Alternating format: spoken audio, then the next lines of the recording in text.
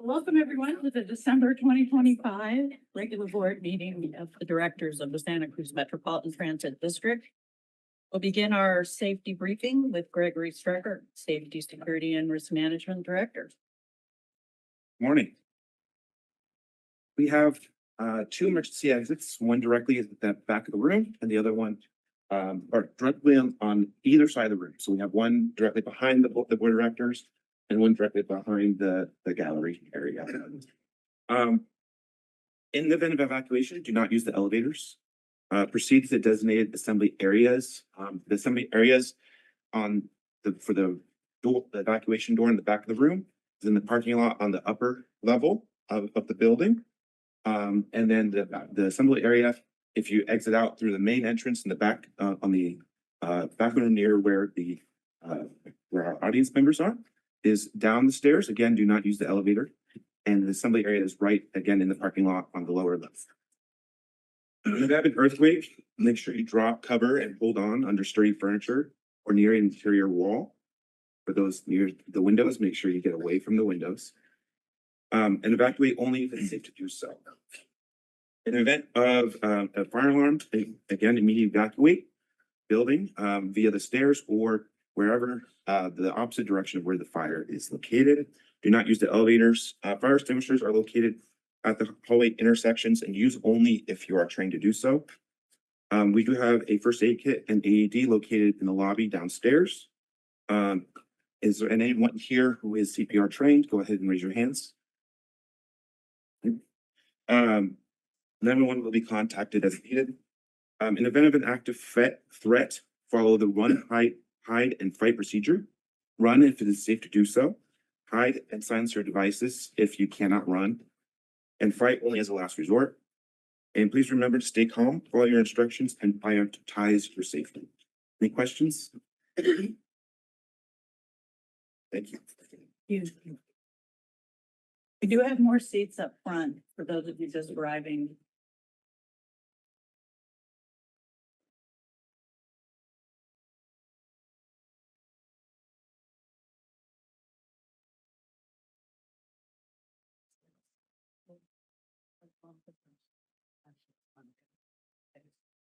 Director Martinez, are you joining us remotely today? Yes, thank you. I'll be joining under just cause circumstance under AB 2449 to provide care for another. We'll conduct the roll call. Director Downing? Here. Director Dutra? Director Colin Terry Johnson? Present. Director Koenig? Here. Director Leonore? Here. Director Lynn? Here. Director Martinez? Here. Director Newsome? Present. Director Orbach? Here. Ex officio Director Northcutt? Here. Ex officio Director Riskin? Here. And we have one. Community Television of Santa Cruz County is broadcasting today's meeting and it will be available on their YouTube channel next week. And Maria Avila is providing the Spanish services today. Have you arrived yet? Oh, wonderful. Welcome. Good morning. My name is Maria. I'm from Language Line. I'm here for the Spanish translation if it's needed. Thank you. Move on. Are there any comments this morning from our board of directors? I'd just like to say that I attended the Metro holiday party this week and it was a lot of fun and it was really festive. This room was packed with people. The food was great. There were fun games. So I commend staff and the team for putting on such great fun. And thank you for inviting me. More? Okay. I just want to thank Metro staff for coordinating and attending the committee board meetings and public meetings here. Conducting board meetings beyond this room is challenging. And I appreciate the work that all of you do so we can hold our meetings throughout the county. And I want to thank you fellow board members for your work this year and the members of the public for attending both in person and online. We always want to hear from you and appreciate the time you take in your day to share your thoughts and opinions with us. So with that, Item 6 is set aside for directors and members of the general public to address any item not on the agenda, which is within the subject matter jurisdiction of this board. No action or discussion shall be taken on any item presented, except that any director may respond to statements made or questions asked, or may ask questions for clarification. All matters of an administrative nature will be referred to our staff. Each public comment is limited to 3 minutes or less, and we ask you to speak so we can all hear you and invite you to step to the podium. Morning, Brian. Thank you, Brian Peoples with Trail Now. We're a local organization advocating for not only the coastal from Davenport and Watsonville, but transit in general. That's all about us. Our organization's been around over 15 years, thousands of supporters. I personally have been involved in policy for transit for over 25 years.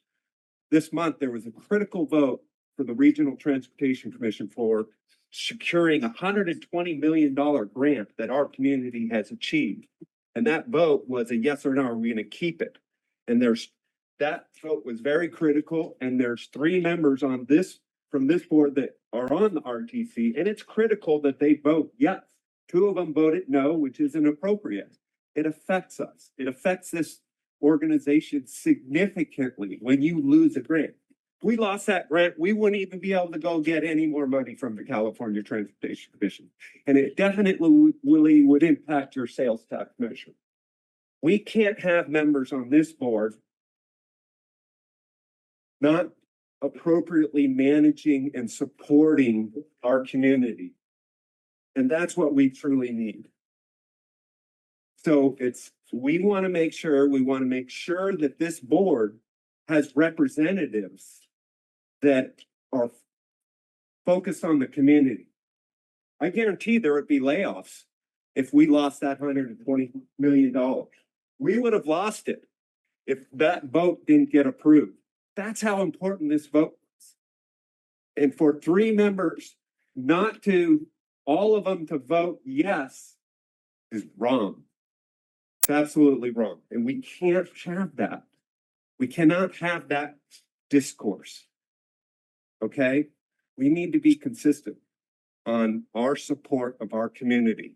$120 million grant. We wouldn't have been able to go get any more money.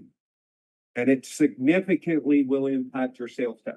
We support your sales tax. Let's make Metro great.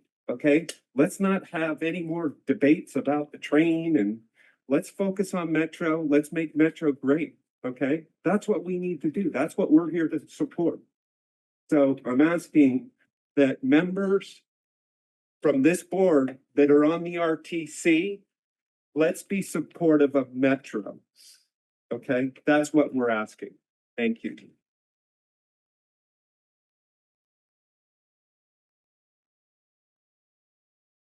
Do we have any other members of the public? Do we have any online? Thank you. Do we have any comments from our labor organizations this morning?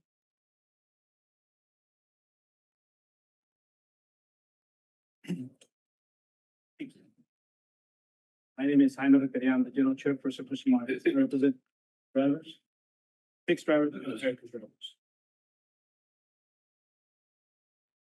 This is what I bring to the table. I sent you most of the letter. I'm going to read it. I'm going to read it because I want everybody to hear it. Dear board director and the public, I'm writing to underscore the critical importance of the hydrogen system to our transit operations and our communities we serve. The hydrogen system is essential to maintaining the current service level and ensuring reliable transit throughout Santa Cruz County and neighboring regions. Shutting down the hydrogen system would potentially result in employee layoffs and significant service reductions. These impacts would be felt immediately across the county, including UCSC routes and Highway 17 routes. Route 17 is a vital regional corridor relied upon by students, employees, and commuters traveling over the hill and beyond.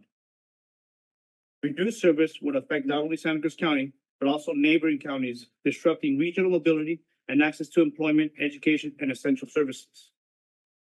In addition, Metro, the city of Santa Cruz, the county of Santa Cruz, and the board of directors should take into consideration the mechanical damages and long-term costs that could result from not keeping the hydrogen buses operational. Prolonged inactivity of specialized hydrogen equipment may lead to system degradation, increased maintenance costs, and reduced fleet reliability. We would greatly appreciate being given the time necessary to resolve the issues that have resulted from the temporary hydrogen system. New rules and procedures have been implemented regarding how Metro refuels the hydrogen buses. These measures were put in place with careful consideration for the safety of our public and our surrounding neighbors, and they reflect our commitment to responsible and safe operations. Allowing time for these improvements to take effect will help stabilize our operations, protect public investments, and ensure that Santa Cruz Metro can continue to serve the community safely, effectively, as we move forward towards cleaner air for tomorrow. That's what I wrote. My opinion. I was here in the last board of directors meeting. I received a 20-year award. I said, thank you. I said 20 years is a number. I also said, these people are my family. This is my second family. These are my brothers and sisters that have been with me through thick and thin, and now I'm here with them. It is crucial and essential that we don't shut down this system due to potential layoffs, or we can see potential layoffs. Not only that, we also need to consider the public, our ridership, how that's going to impact people. We need to consider that. You all got a calendar. It's a beautiful calendar. I love it. Thank you very much. In here, I found this. Every route on a Metro bus takes cars off the road, significantly reduces greenhouse gas emissions, and supports economic opportunity and quality of life in our community. Remember those words, community. We're here to serve the public. We've been here since, 1968. We have to continue serving the public. We cannot shut down the hydrogen system. Now, our drivers, my drivers, and the public did not make these decisions. They shouldn't have to pay for it, and they shouldn't have to pay for it alone. Thank you for your time. I'm here for any questions or comments.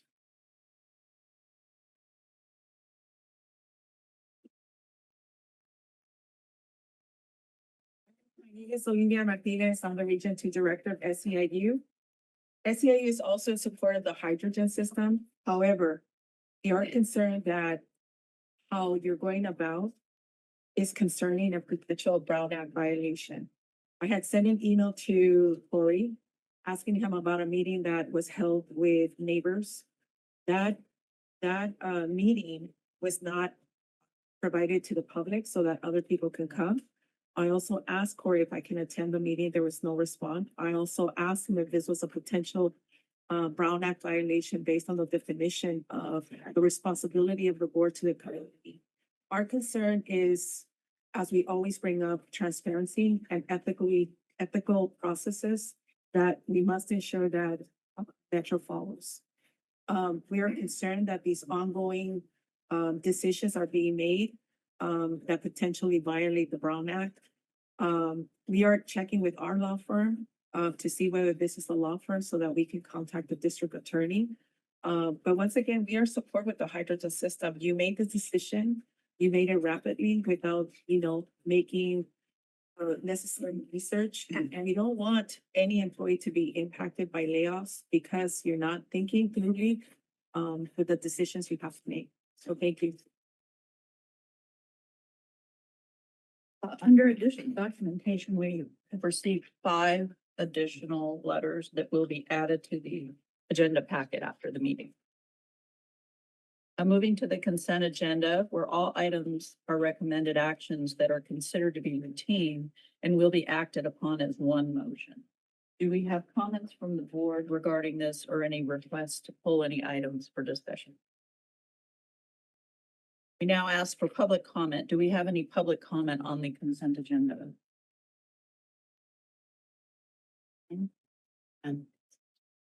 So a motion is required to approve the consent agenda as presented. Move approval of consent. I second. And we'll take a roll call vote. Director Downing, Aye. Director Dutra, Director Colin Johnson, Aye. Director Koenig, Aye. Director Leonor, Aye. Director Lynn, Aye. Director Martinez, Aye. Director Newsom, Aye. Director Orbach, Aye. and the motion passes. Thank you. Moving to our regular agenda, please note that we will be taking item 15 for item 14 today. And now with an update on our ballot measure survey results is Sarah Labatt from ENCs.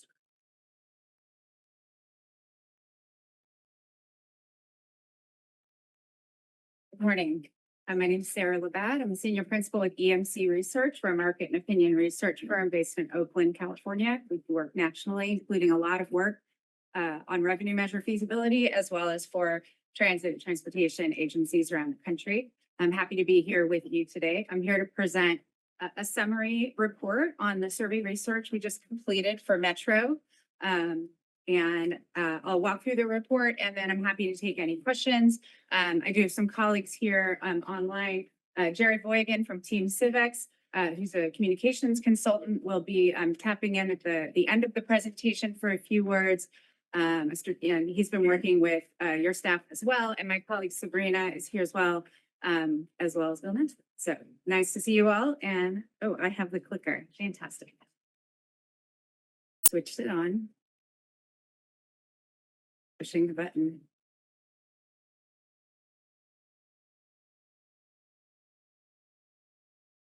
Oh, there we go. Okay. Did I do that? Okay.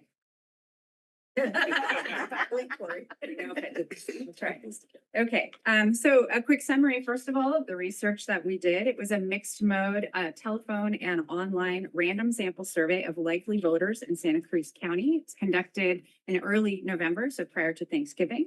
We did 600 interviews with a random representative sample of voters here in the county.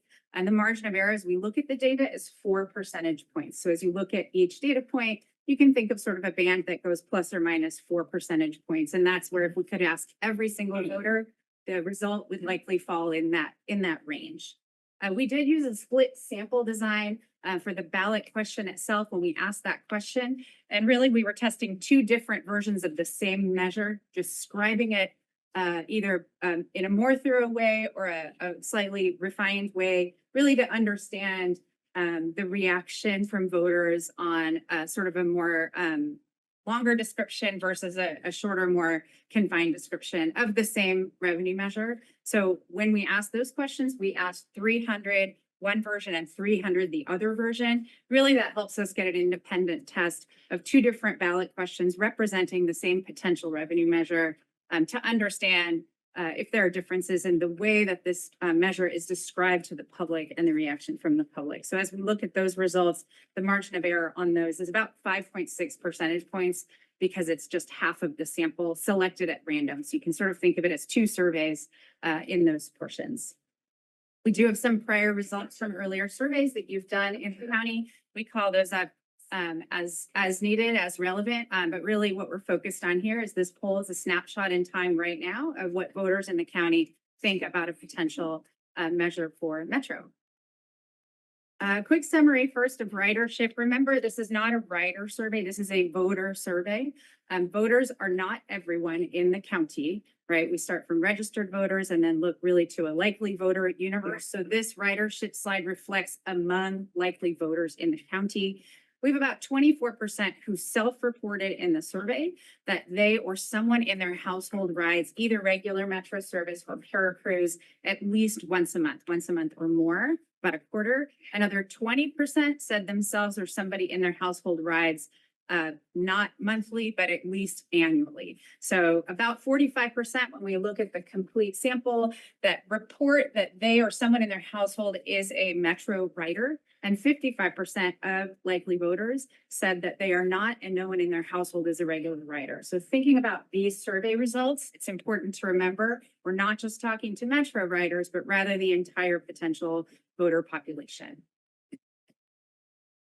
A quick overview of the findings, and then I'll walk through some of the data.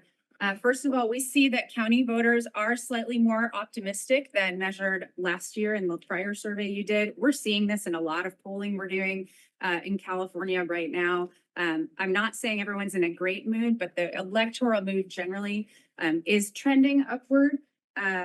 And we also see that 8 and 10 have a favorable opinion of Santa Cruz Metro. Of voters, they generally have a positive opinion. Also, a majority believe high quality bus service benefits the entire community.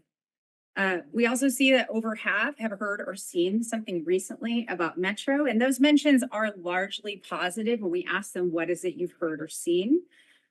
There is some awareness that Metro needs additional funding, but we're not seeing a lot of urgency. It's sort of a soft rating, and we'll see that in the slide. In terms of how much they might know about that need, I'd say they probably are assuming that you need money if you're asking them, but there probably isn't. We don't see a lot of urgency of need or detailed awareness at this point. And we don't see a lot of awareness of a potential threat for service cuts, staff cuts that might come from not being able to increase revenue. We see support for a 0.5 cent sales tax today at just under 60%, regardless of the two ways we tested the measure. So we've described the same measure in two ways. We really see very consistent support, right? Just under that 60% level. And providing additional information about the measure doesn't do a lot to change any opinions, right? This is a public agency. You can't advocate for a measure, but you can provide information. That's the type of information we presented in the poll, is the types of things that you as an agency can say about what could happen with more revenue, what might happen without. And that's the kind of information we presented. And we didn't see that there was a key piece of information that when provided to the voters, it's extremely compelling, any more so than just the measure itself. We do see some potential vulnerabilities around taxes, cost of living, and trust in government. We don't see that they don't believe in transit. We do see that they're worried about costs and taxes and whether they believe that additional revenue for any government agency would really be beneficial. So going through the data that supports this, first, a general question. This is a fairly standard survey question. In most surveys about an election, you've probably seen this question before. Do you feel things in Santa Cruz County are going in the right direction? Or do you think they've gotten pretty seriously off on the wrong track? That question, we see 52% in this current survey saying things are going in the right direction. So a net positive, 46% saying things are going on the wrong track. You can see in the prior surveys, it was net negative, always pretty close to that midline, but we do see, a trend towards more positivity. This is something we like to look at in any voter survey because it helps us understand the kind of frame of mind of the electorate going into a potential future election. We also see that almost 8 in 10 voters view Metro favorably. 78% gave a strongly or somewhat favorable rating for Santa Cruz Metro, 18% unfavorable. Remember, this is voters, not just writers. And remember, less than half are writing. So you have a lot of non-writers who are giving a generally positive impression, have a positive impression of Metro. Cruz, similarly positive. There are more that just aren't aware, don't know enough about Metro to be able, or about Cruz to be able to give a rating, but still 61% positive for Cruz. Looking at that Metro rating over time, going back to the two prior surveys that we had access to here, we have seen that grow gradually. 2023, again, these are all voter universes, 59% favorable, 66 in 2024, 78% now. We're not seeing a lot of growth in that strongly favorable number, the darker blue. We're seeing it in the somewhat. I think that makes sense because we're not probably seeing this among writers. This is probably general public who's maybe becoming a little bit more aware of Metro and generally has a positive impression. And we see that growing as well. Have you heard anything before this poll about Santa Cruz Metro? About 60% said that they'd heard or seen something recently, with 18% saying they'd heard a lot, 42% a little. Of those that said they heard something, we asked an open-ended question, what have you heard? And they could tell us anything, and we coded those. We're showing it here in a graphic that the bigger the words, the more people said something on that topic. The new transit center was the most frequently mentioned item. Increased service, environmentally friendly buses. We see a lot of very positive mentions, right? Most of the people who said they'd heard something generally gave a fairly positive mention about Metro. A few talked about cutting routes, empty buses, wasteful spending, but a much smaller number than we're talking about some of those general positive statements. We asked this agree-disagree question. Having high-quality, reliable bus service in this area benefits everyone, even people who don't ride it. And we see a broad agreement with that among county voters. 83% agree that good service benefits everyone, bus service benefits everyone, even those who don't ride it. That perception is stronger among Metro riders, right? So the 3 bars at the bottom are the 3 ridership groups I showed on that earlier slide. And the percentages in the parentheses are the percent of the electorate that represents. We saw those numbers earlier, but you see 94% of monthly riders say that good bus service benefits everyone, even those who don't ride it. But even the non-riders, that 55% who doesn't ride Metro, 76% say good high quality bus service benefits the entire community, even non-riders. So broad recognition that transit is important to the community. We do see 6 in 10 voters saying high quality bus service is essential, even if it means raising taxes. 62% agree with that statement, 38% disagree. But we also see a fair amount of sort of tax sensitivity. Taxes are already high enough. I'd vote against any tax increase at 53%. Trust in elected officials, 42%. These are pretty common right now among voters in many populations. These are not unique necessarily to Santa Cruz or to Metro. And one thing, right, we're looking at here is, do they value transit? Do the voters value transit enough to overcome concerns about taxes, cost of living, et cetera? So we really often see this kind of apparent misalignment because the voters can, they get to have whatever opinions they have, even if they're not necessarily internally consistent. So we do see this here. 62% say high quality bus service is important to the county, even if it means raising their taxes. We also see, as I said earlier, some need for additional funding or awareness of need for additional funding. 71% say they believe Santa Cruz Metro has great or some need for additional funding. Just 26% say little need or no need. But one thing I want to point out here is that the intensity here is somewhat low. Just 25% say they believe Santa Cruz Metro has a great need for additional funding. And usually that translates to people that have some actual or believe they have some actual knowledge of the situation, right? That 25%, they're probably saying, yes, I know what might happen without additional funding. Yes, there's a need. I see it. Another 46% are more in the camp of, yeah, well, probably doesn't everyone need money? You know, but they're not necessarily able to as specifically maybe reference in their minds what those needs might be. And I think thinking about the path forward for you, thinking about how to make sure the community is aware of what you're facing every day here is going to be really important to strengthen their awareness. The community generally, the voters are not generally aware with a sense of urgency that might be necessary here. So as I said, we tested 2 different versions of a ballot question. They both represent the same measure. Half of the voters in the survey got the split A version. We call it the full model. It's sort of longer. It lists out everything that could be potentially funded. The second half of the sample, split B on the right, got calling a simplified question. And really it's just a tighter description. There are rules about how you can write a measure on the ballot. It has to be within 75 words. It has to include the rate and the term and the annual revenue. And it has to be a fair and neutral description of what could be funded or what would be funded with a measure. So both of these generally meet those rules. But we wanted to sort of understand, you know, how the voters react to these 2 different versions.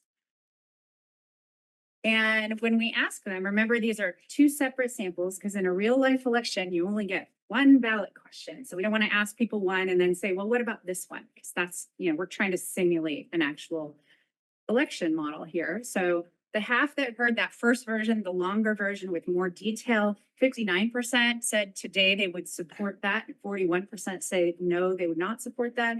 On the right, that simplified, shorter question, 58% say they'd support that. 42% say they'd oppose it.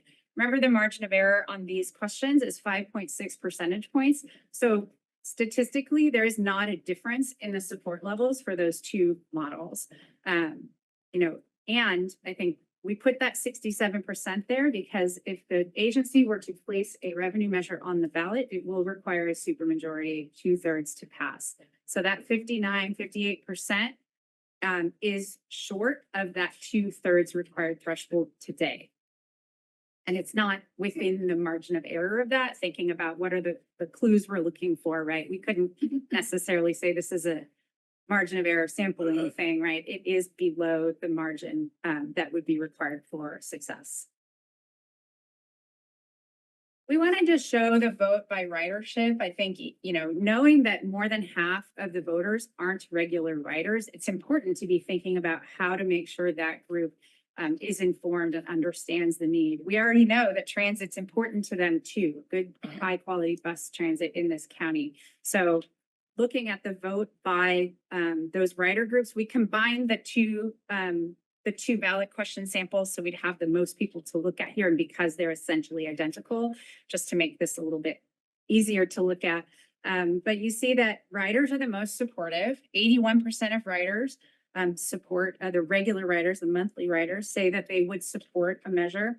63% of those less frequent riders say that they would support a measure, and 47% of people who aren't riders, don't have a rider in their household, say they'd support, and 53% oppose. So you can see that, you know, the riders are fairly well informed, they're pretty enthusiastic, but really with the non-riders, again, going back to, do they know what's at stake? We think this is another clue that maybe that information really isn't necessarily broadly known at this point. After we ask them the vote question, and we do come back to that question after we give them vote information, but first we wanted to ask them, well, why do you support it or why do you oppose it? So if they said they support, an open-ended question, why do you support? They opposed, an open-ended question, why do you oppose? We looked at all of their responses, did some coding and analysis, and really kind of high-level big picture. Supporters support it because they want reliable access to transit for those that rely on it. They believe in the benefit of transit to the community, including relief from traffic. They understand and reference that in their reasons why. And they do believe that transit is probably under-resourced. Whether they know or not is a different question, but some of the responses were, well, I'm pretty sure they need money. Everything probably needs money, right? So you see some of the ways that they talked about that in their own words. Additional transportation is positive. They talked about traffic. We don't all have cars. It's important for those communities that need it.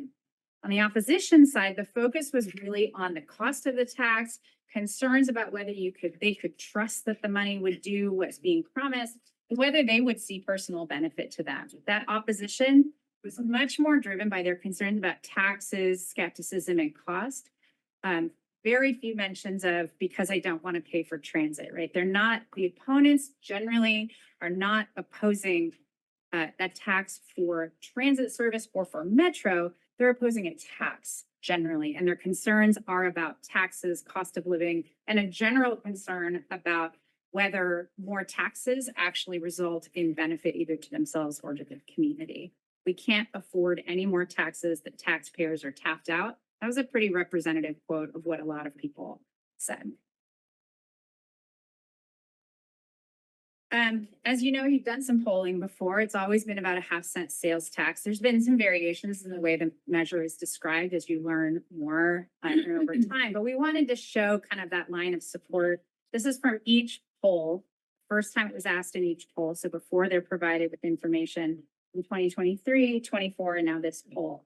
So in 2023, support was right about 64% for a potential sales tax measure. 2024, it was at 55%, and now at 58%. So we've really kind of been right around, you know, somewhere in that under 2/3, more than 50%. You know, you have a majority interested in supporting this, but not really seeing support at that necessary level. So the next section of the survey, we started giving them a little bit more information about how important, we asked them how important each of these items was to them. Very short descriptions. I know the text is a little bit small. Hopefully you're able to read it. This will be provided in the agenda packet after it'll be uploaded so you can read it all in detail. But we see that we gave them these in a randomized order. So they all got this in a different order and reacted to it in a different order. Each one is an individual question. How important is this to you? And they got a 1 to 7 scale. This is just showing the 5, 6, and 7s. So the 7s are the dark blue and the 5s and 6s are the pale blue, really to look at what are they interested in? and what sort of intensity, which we think can, you can sort of think of as how much do they really know that you need this? I do want to remind us that voters are voters. They're not transportation planners. They're not transit planners. They're not necessarily knowledgeable about what it is you need to do or should do. What they're reacting to is what they believe is important. And you can see one theme we noticed right from the beginning is almost all of the elements that said the word maintain are near the top. And I think this is sort of saying we want to maintain the service we have. It's important to serve the community. It's important, especially for those people that rely on it. You see right at the top, maintaining transit for seniors and people with disabilities, 88% gave that a 5, 6, or a 7, and 57% said 7, extremely important. And we've seen this kind of throughout any opportunity where we've asked them about not just seniors and people with disabilities, but people who depend on transit. They are aware that this is so important, especially to that population.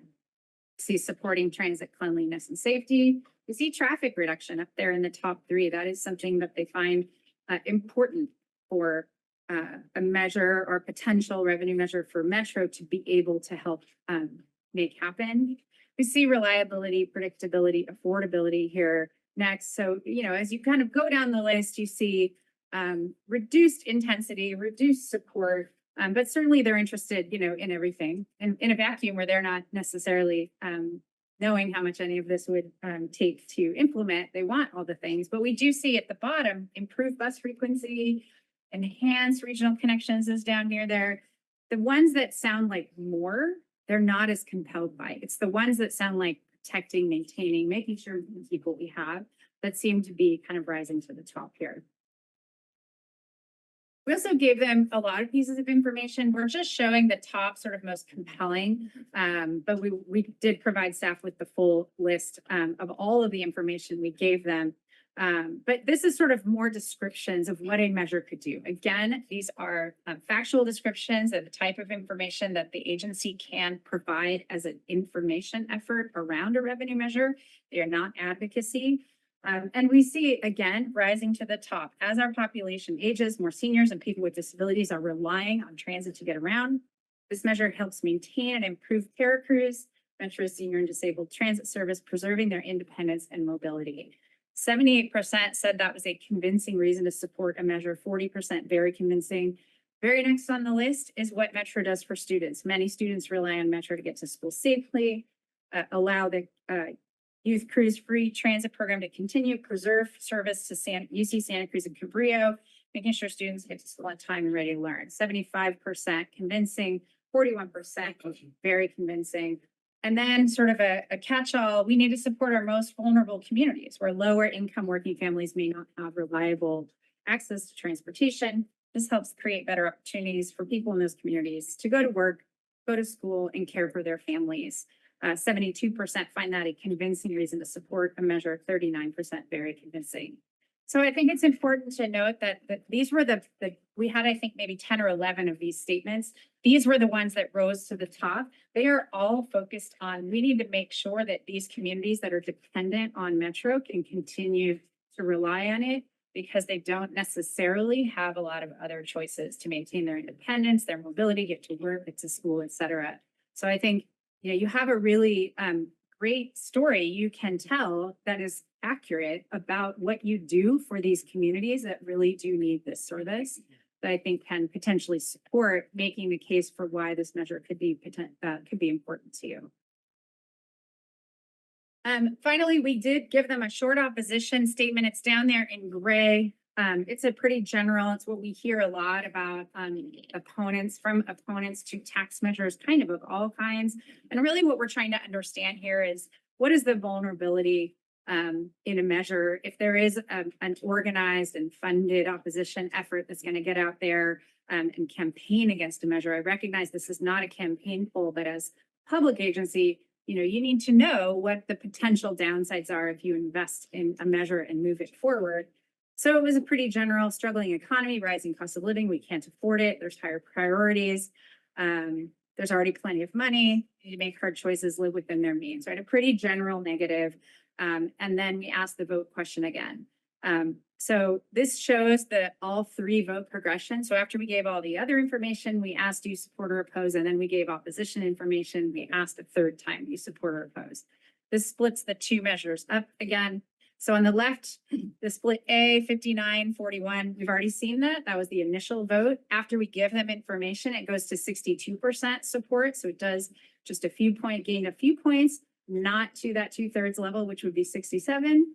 And then with opposition, it goes down to 56. So a little bit below where it started. Very similar on the split B question, starts at 58, grows a couple of points with the information, and then drops again with a negative statement. So we don't see a lot of movement in the vote in either direction when we provide information.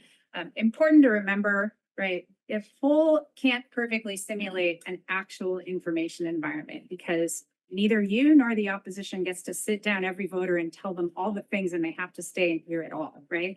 But we are trying to understand, how variable, how much do people like take in information, maybe change their minds or be open to it. This doesn't mean it's not possible, but it is clear that the information environment they are living in right now, when we did this poll, they don't necessarily connect this measure with those things that they said were important about transit for the community and maintaining transit for people who depend on it. So some quick conclusions, and then I'm going to turn it over to Jared online, who's going to just talk through some next steps. But first of all, on the poll, Santa Cruz County voters recognize the need for increased funding for transit. They view Santa Cruz Metro favorably, and they do feel it's important to maintain Metro service for the benefit of the community. While a measure that supports transit service while easing traffic congestion is appealing to a majority of Santa Cruz County voters, they're not recognizing the urgency that would be needed to overcome some of those concerns about additional taxes, government waste, and cost of living to allow that vote to get to that 2/3 threshold right now.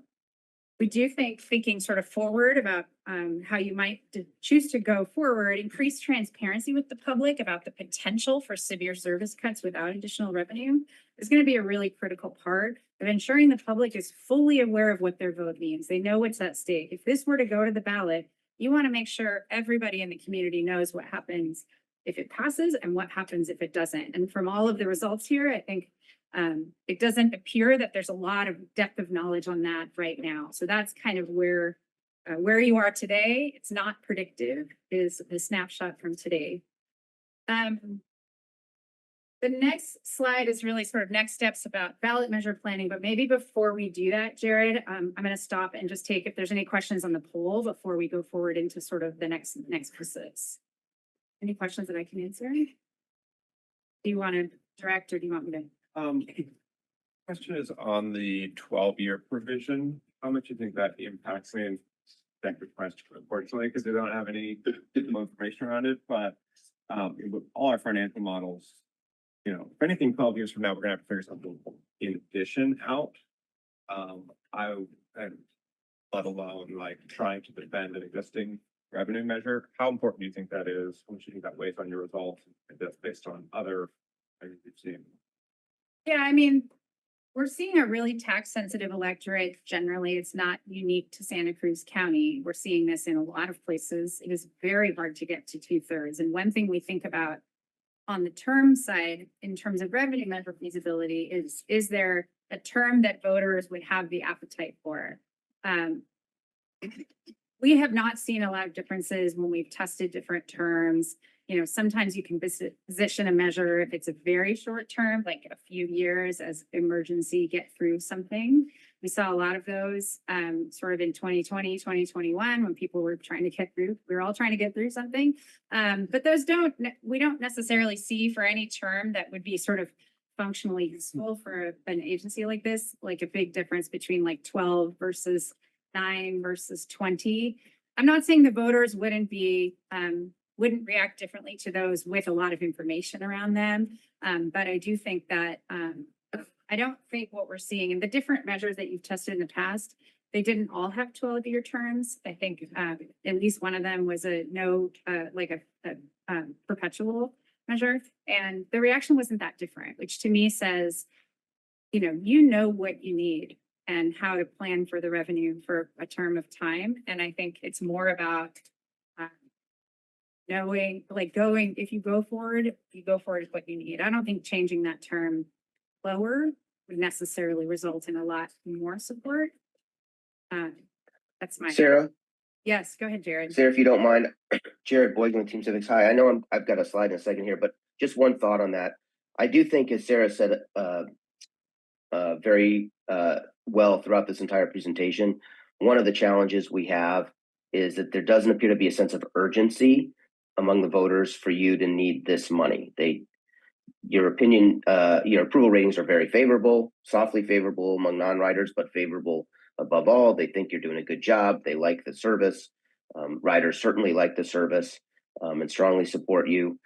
But there isn't a sense of urgency. I think if we were to find that, one theory of the case is that we might find that making a case for a short-term measure for funding urgency, that is a potential scenario that we should probably explore more. And we have, there's some work to do, some education to do with the community for them to understand that scenario, because that's not how they see you today. And in that scenario, something like a 5-year, urgency measure, might be, more appealing in that sense, right? So that is a model that has, worked for other kinds of tax measures that need a 2/3 in other parts of the state. Is, hey, voters, we need a short-term fix here. And then, of course, at the end of 5 years, you can evaluate as a board, we're ready to let this funding go. We don't need it anymore, or we have to go ask our voters to continue it because the state and federal situation, isn't going to take care of things. So I can't say with certainty it would help, but I think there's a scenario where it's something we should consider.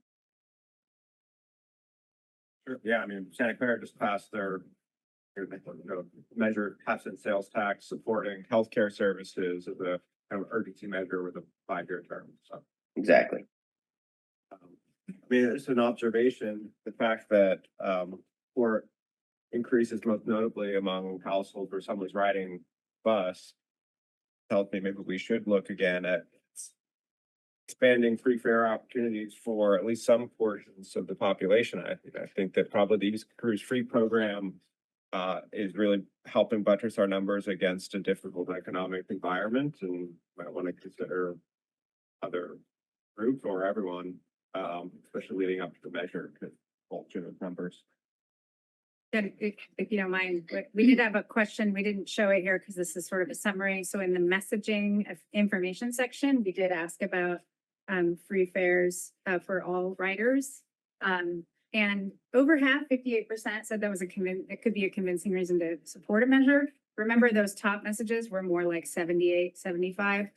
So not to say that that wouldn't be a compelling piece, but I do think it's not necessarily sort of the everyone, if they heard it, they would be totally on board. But I do think there's pieces, right? Affordability is a challenge. People are worried about costs.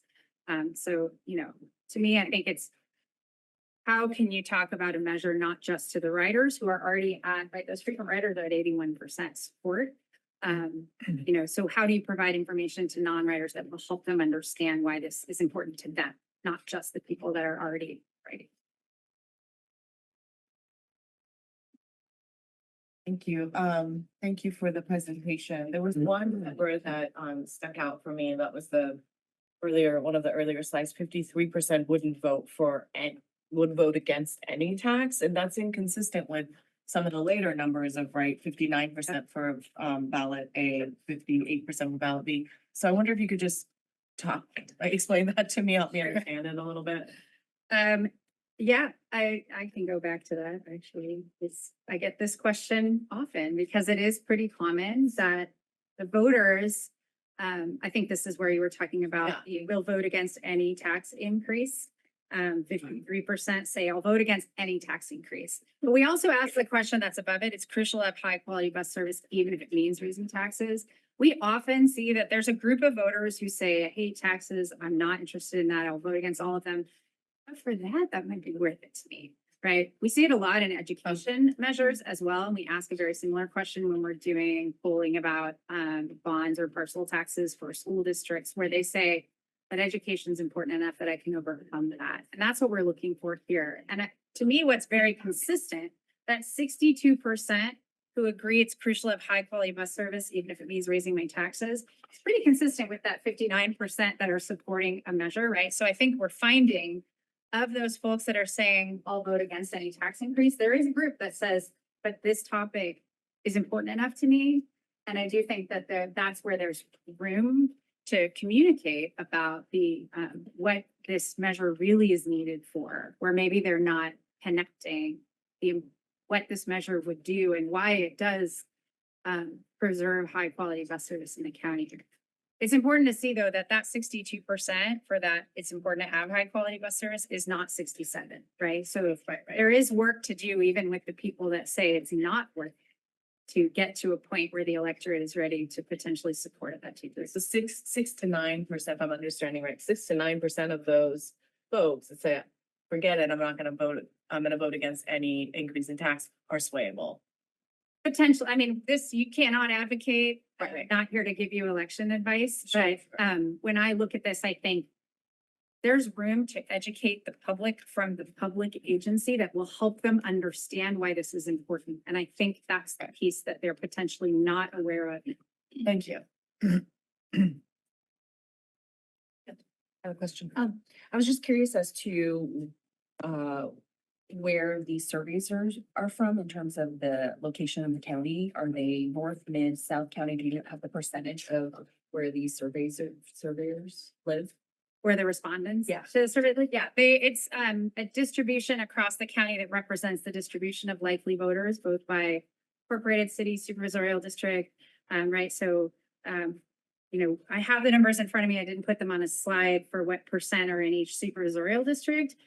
By voter population, it's representative of, you know, about, like in districts 3 and 5, which are kind of the northern portion of the county. About 44% of the respondents, which is reflective of the voter distribution, which is different than the population distribution in the county. From South County, like districts 2 and 4, I know I've left out 1, it's kind of in the middle.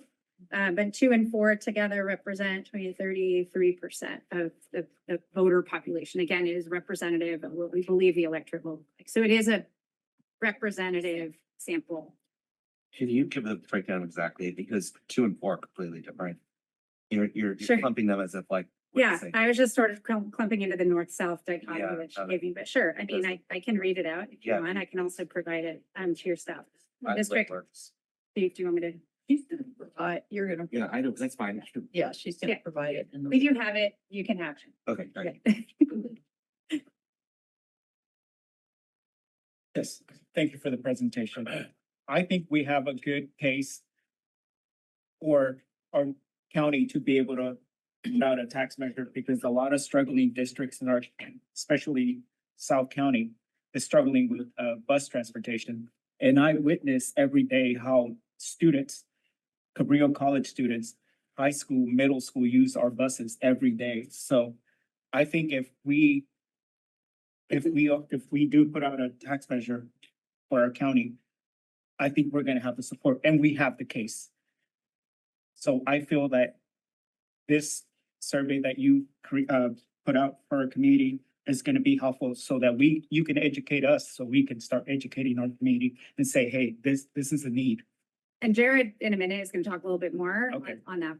Okay, thank you. To tie into that, what I've seen, and I'm sure all of us have, is, for instance, a couple of our fire departments went out to, for tax measures.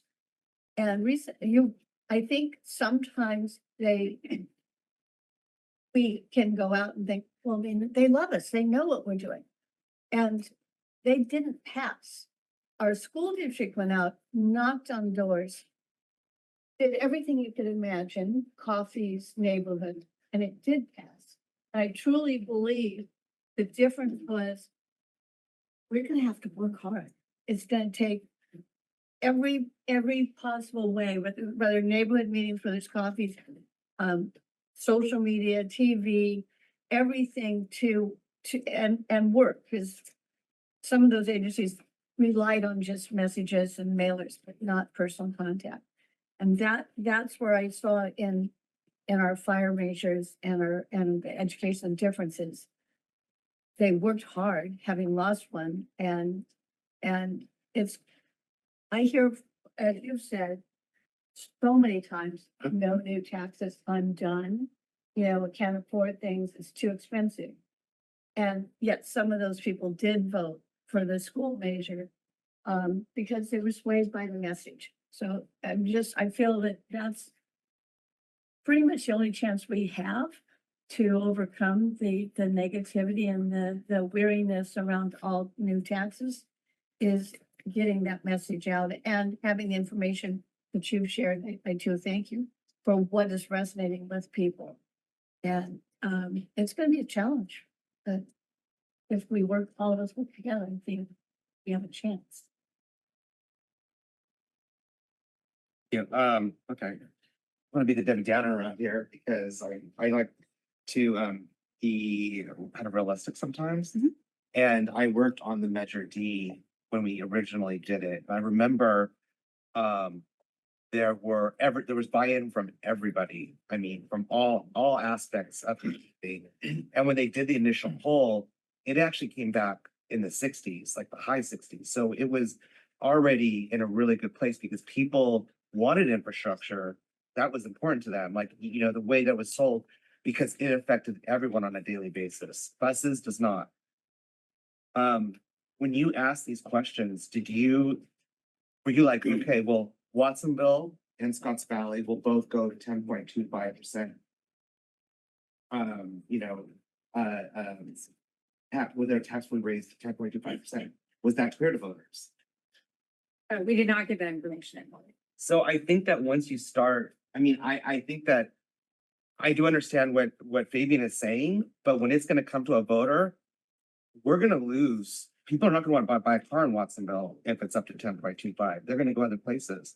So we're gonna, you know, and we've already been discussing at the city level how this will affect us financially as a city. So I think once the conversation starts talking about like how this is really going to affect communities, I think it might change people's minds and they won't be as supportive. But that's just me. And I think as you move forward, if you're clear on like, you know, how this will affect people, communities, because I think in general, people want us to be supportive, right? We want to be supportive of the bus system.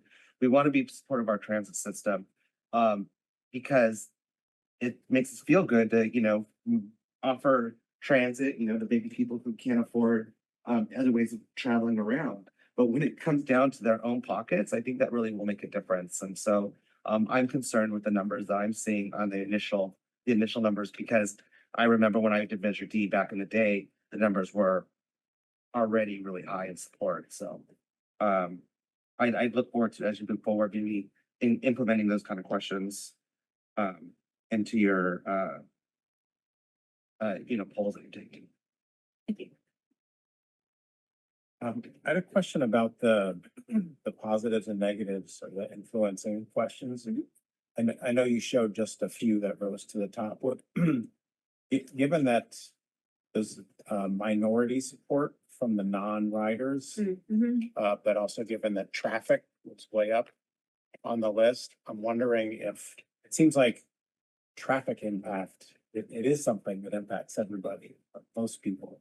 I'm wondering if you tested that as a move the needle question, if so, how it did.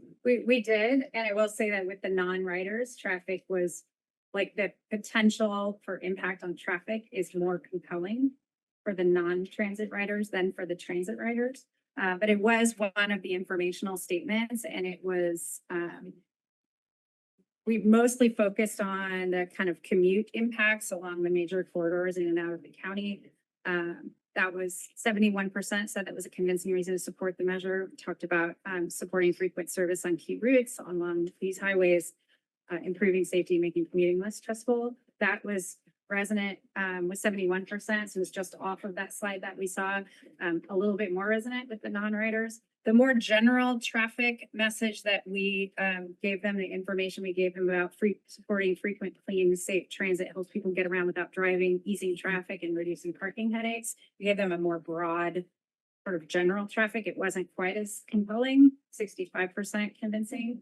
I don't remember off the top of my head if that was more compelling with the non-writers, probably it was. So I do think like thinking about, I think the traffic component is important. People probably more easily can see the impact on commute traffic than or envision it, I think, than the maybe in town day to day, which I think is an important thing to think about as you craft what if you're going to move forward with a communication effort to inform the public. I think that's an important thing to draw out. It's in the mix. Right. It wasn't as compelling to the general voter population as making sure we have that transit, but I do think in the question about why are you supporting it, there were people who said I wanted to help traffic. So I think that will be an important piece of the through line as you think about informing the public about. It's the non-riders, the majority of voters, and they're what's dragging this. Right.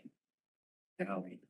And then just more generally about positives and negatives, I've seen lots of pre-ballot public agency ballot measure polls. I've not seen before where positive and negatives have been limited by just kind of what a public agency can say. Once something is on the ballot, voters are going to hear positive messages if there's a campaign, and they're going to hear very negative messages if there's a campaign. Seems like the public agency would benefit from understanding how those might swing positive. Negative. And other ones you tested were drained by information and they didn't move the needle much. I'm wondering if what the logic is there. I get that the public agency can advocate, but it doesn't mean that that's not relevant information. People would respond to advocacy, positive and negative. I can answer a little. I'm not a lawyer.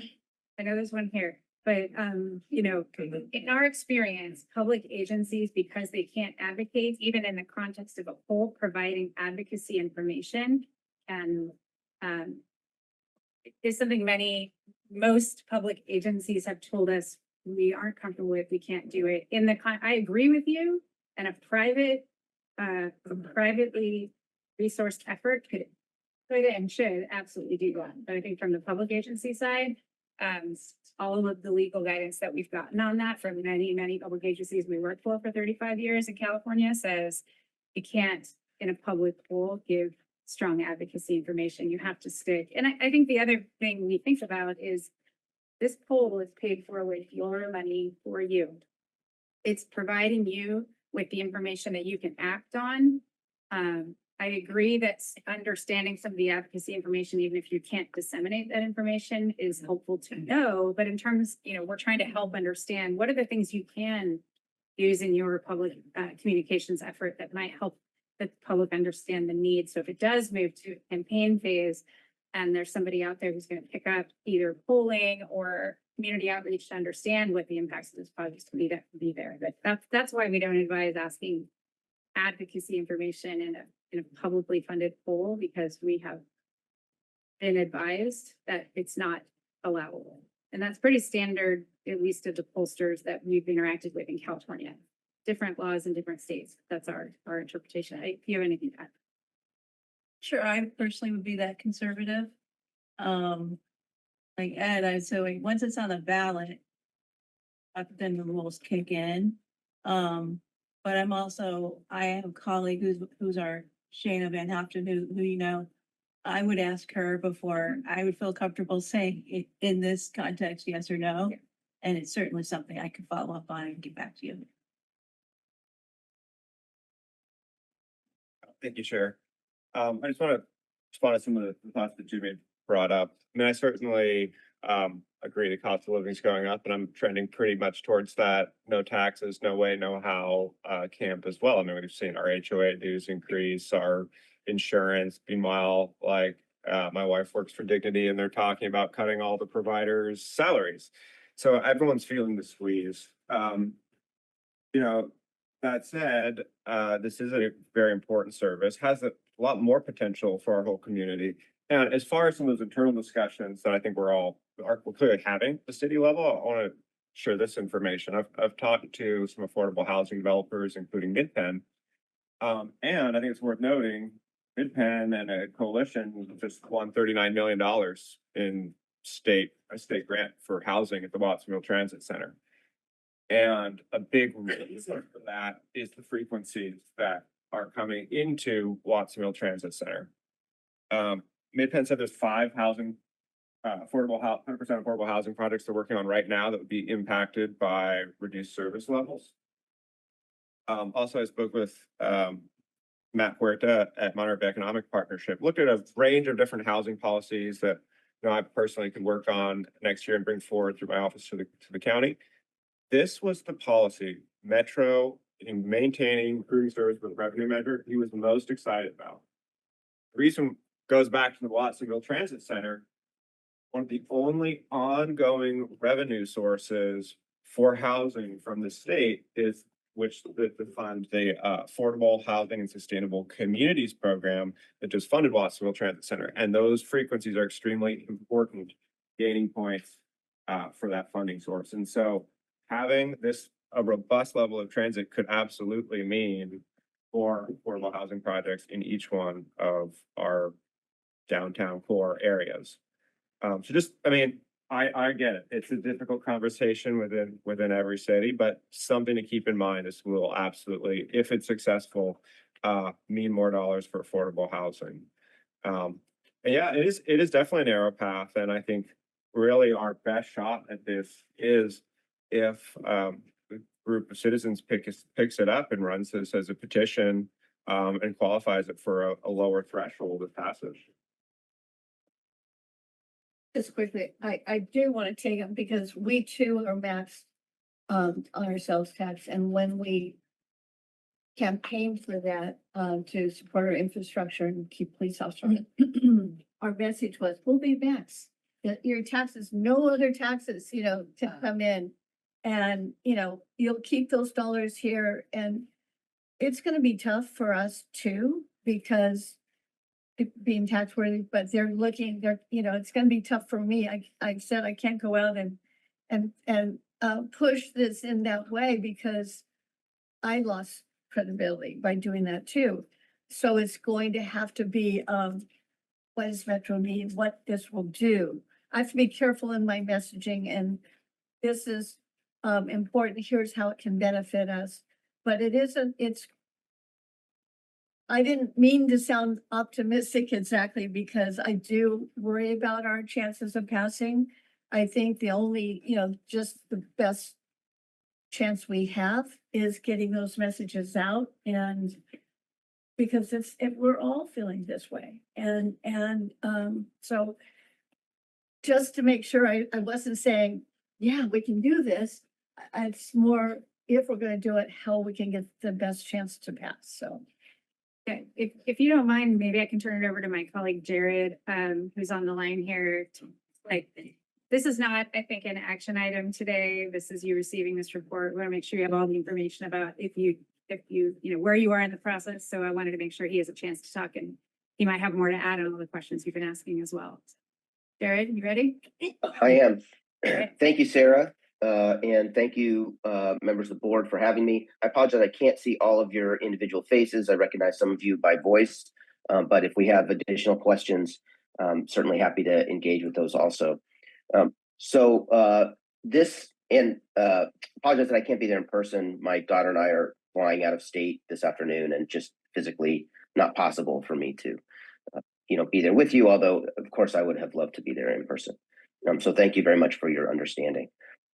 This slide is an overview that we typically use with public agencies to describe the process of carrying a potential ballot measure. And part of what this slide describes is, if you can see at the end under the yellow arrow win, those are advocacy activities. And you all have already had, I think, a very productive and accurate conversation this morning about the difference between advocacy activities and informational activities. And it is 100% true that a public agency may not, under any circumstances, advocate for passage or failure of any ballot measure. We can only provide balanced public information. So this yellow arrow, these are things, as one board member observed earlier, that must be done, or generally should be done by committed volunteers using privately donated resources. to achieve passage, particularly in a 2/3 environment. But the agency itself can't direct or fund those activities.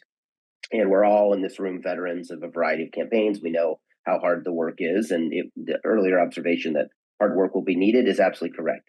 The 3 blue arrows on this slide represent phases or milestones in a project that public agencies can, and in our experience, we strongly recommend should undertake to ensure proper transparency prior to a board such as yourselves taking formal action to put a ballot measure in front of voters. So the first milestone we're basically completing today, at least in the initial phase, is testing. And you've done some polling in the past on this measure. What kind of needs do we have? What kind of tax rate do we want to test?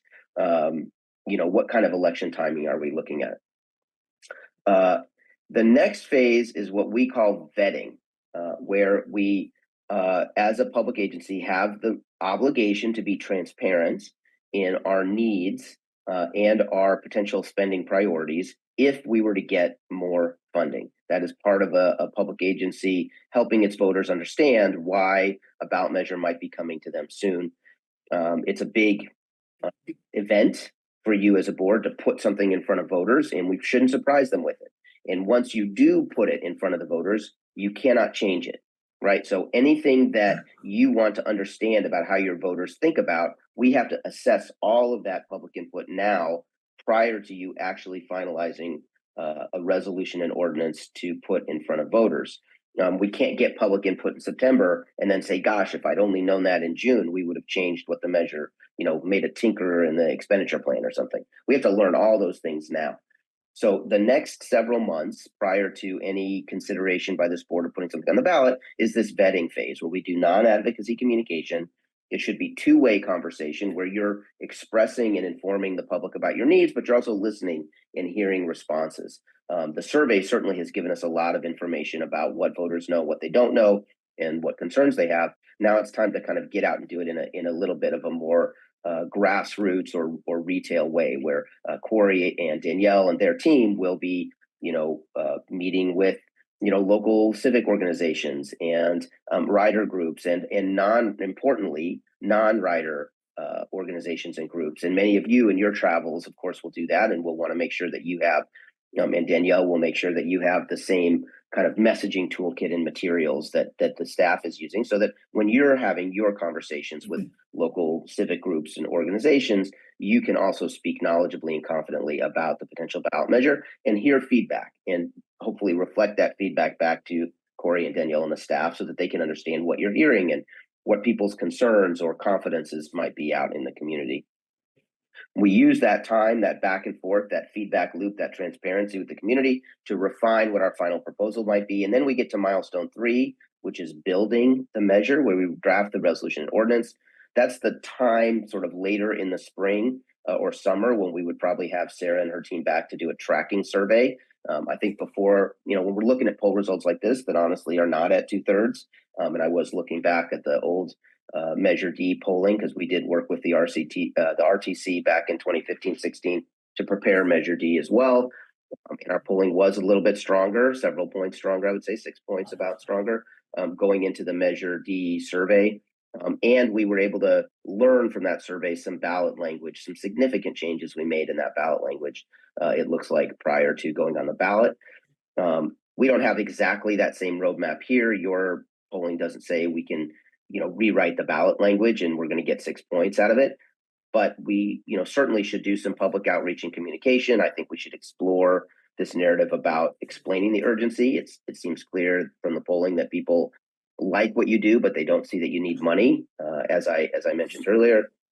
So all of that happens over the course of this vetting, and then ultimately will be baked into.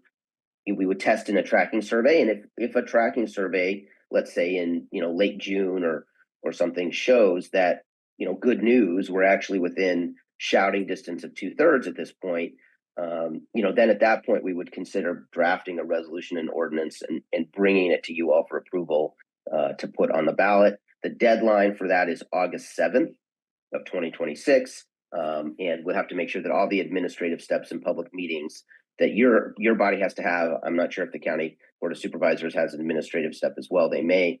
So we'll have to plan for all that into the calendar.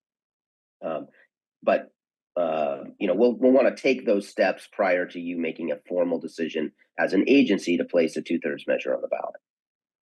And with that, I'm happy to take any questions about the process, or as Sarah said, if you wanted to circle back to any of the survey content or strategic imperatives that you've been discussing, happy to entertain those questions as well.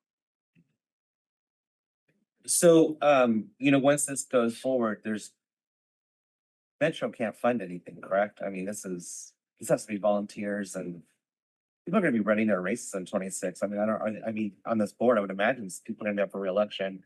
I know I wouldn't knock on a door and be like, hi, vote for me, and then can you also vote for this measure? I mean, because if that person doesn't like the measure, that might change how they look at me. So, I mean, it's gonna take a real big commitment. I mean, I think that this board really needs to have who's willing to step up and give it 100%. I'm gonna tell you right now, I probably won't, I mean, be able to give it 100% at that time. I'll be up for, no, I won't be up for every election, but I'm gonna help get people reelected to my city council. That's gonna be my priority. So, and the fact that he just said that it was 6 points for Measure D, that's big grounds to gain. So I think we need to have an internal conversation of how committed we're gonna be to this measure. Thank you. Yes, and we need to have a conversation around, if not the measure, what are the alternatives? Because we need to think about alternatives. We all know, we've seen the fiscal outlook and we heard from our bus drivers earlier, so. We saw what happened with the school district PDSD when they didn't address issues like bicycle problems that happened. Yeah. I have a couple of comments for both you and Jared. Thank you for your presentations. They were very informative. What I see, and maybe correct me if I'm wrong, there's a lot of opportunity for us to educate people in advance of all of these nuances, that all the triggers to get them to say yes. And I think it would be important, if possible, to find, we were talking about the demographics of the county, the different areas. What's the resistance here? What's the resistance here? What education tool can we use for each different group? Because we know most of the people who vote aren't drivers. So what is it? Where do they live? How do they see it? I still think we have a lot of educational opportunities here. I just think of when we had to rescue everybody from fires and floods. To me, that's oh, yeah, we should do that, and but it may be something for someone else. So I think as we proceed through our numbers, we really should find out that information, because that will help when we get to step 4. And I pretty much figure anybody who loves the bus will be on that list of folks at number 4 for us to work on, even if you have other stuff. What? Even if you have other things to Oh. do. Yeah. But you could probably find someone to advocate, for this in your community that wouldn't be necessarily up for election. Yeah. I have a question about, because I know we got funding from the RTC for restarting the 90X on Highway 1. I wonder when that would be up and running, because I feel like that is a good visual advertisement that Metro is doing something, that Metro is bringing people, South County, North County, on our expanded highway on the red paint. I think that's a great advertisement, a visual for our community to say, this is what Metro is doing. We're decongesting roads, providing service to our residents and connecting our communities. I'm also curious about how this planning changes, if we can have a petition, citizens-led petition, how that changes in terms of timeline and things we have to do versus.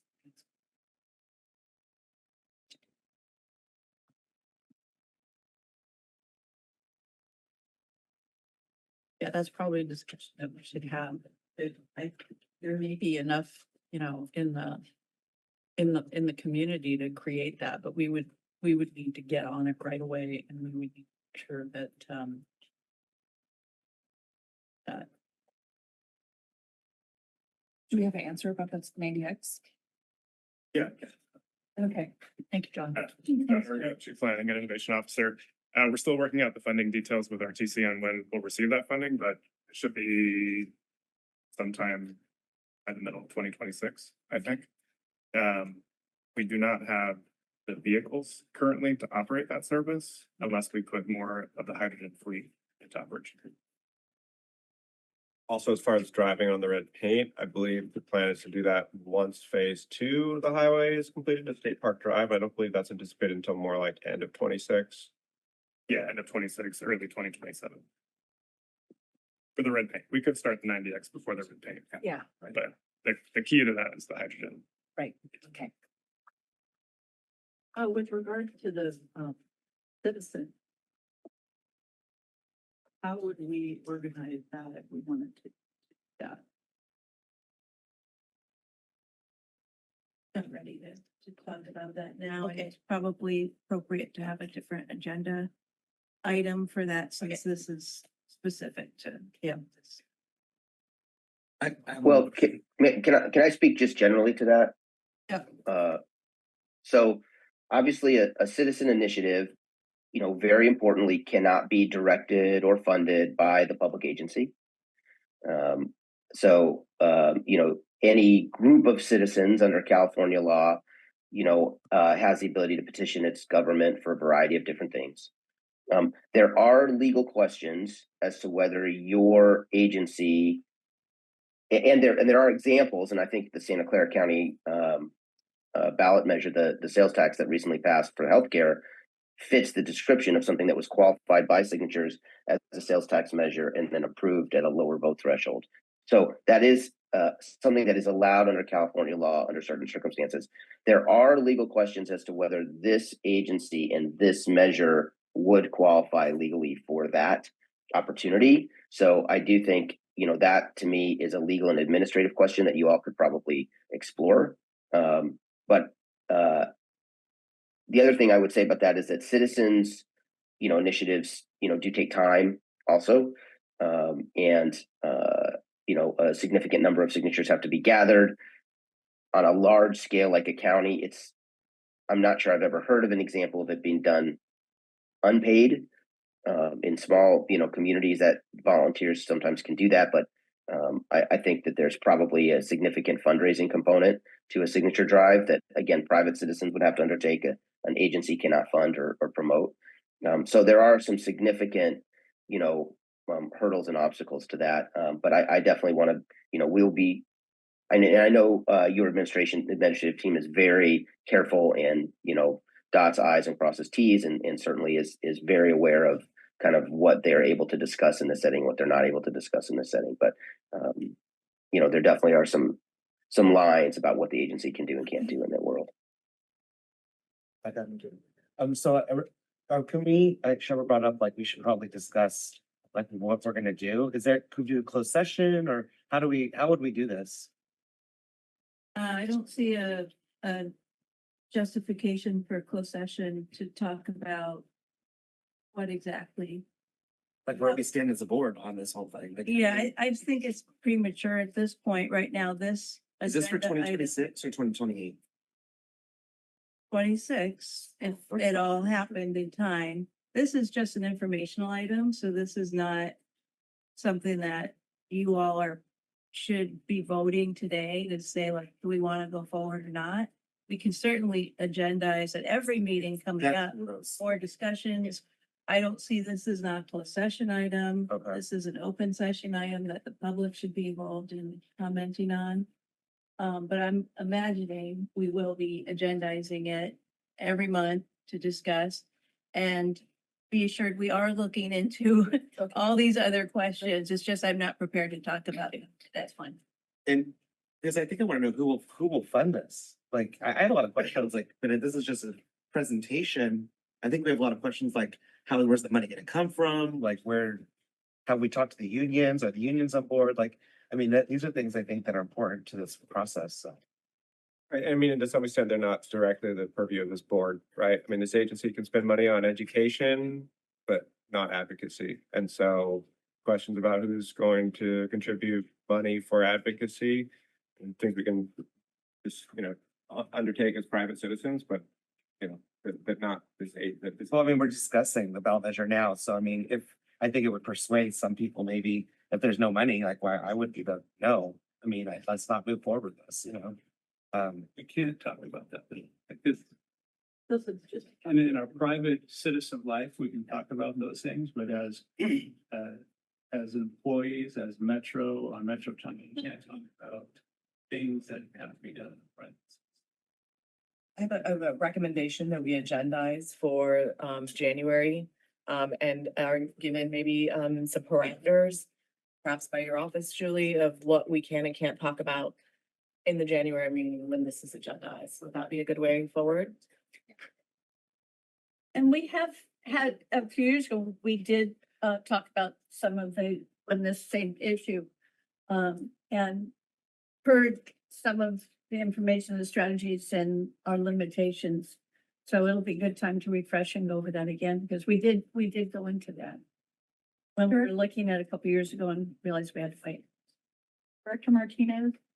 Thank you. And actually, Dawn, at that point might, maybe more information on when that was heard. I had this conversation with, Corey actually last week as a newer board member on the Metro board, feeling like, gosh, we went from, a meeting agenda item last week about potential timeline for ballot measures to we've been polling, and I haven't been very clear on really the board's role, like where are we in the driver's seat of making this decision? What are we allowed to discuss or not discuss? So that training in January, I think would be really helpful, or information. I think that time is of the essence. I think this information is really informative and helpful. I feel personally comfortable asking staff to just continue moving in this direction. But it would be helpful to know more as a board member, sort of, where is the decision point? Like, I do understand there's an official vote in, item number 3 here, or step number 3, where then, once we vote and it's on the ballot, we're out. We really can't do certain things. But I want to make sure that we are authorizing the direction, and if that also means authorizing contingency planning, we should be doing that as well.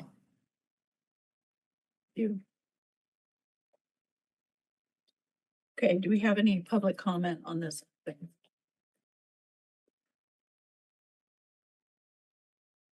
Any online?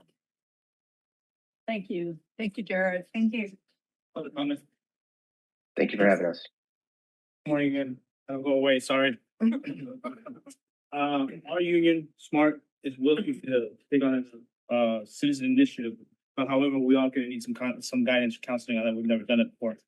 And I'd also like to remind everybody that we're either appointed or elected with the sole purpose to represent and uphold and help our public. We're supposed to do whatever we can. We should all work together and make this happen, not go against it.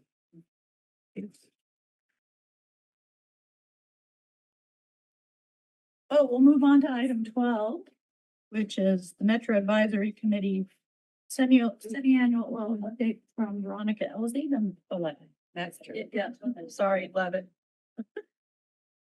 And Veronica. They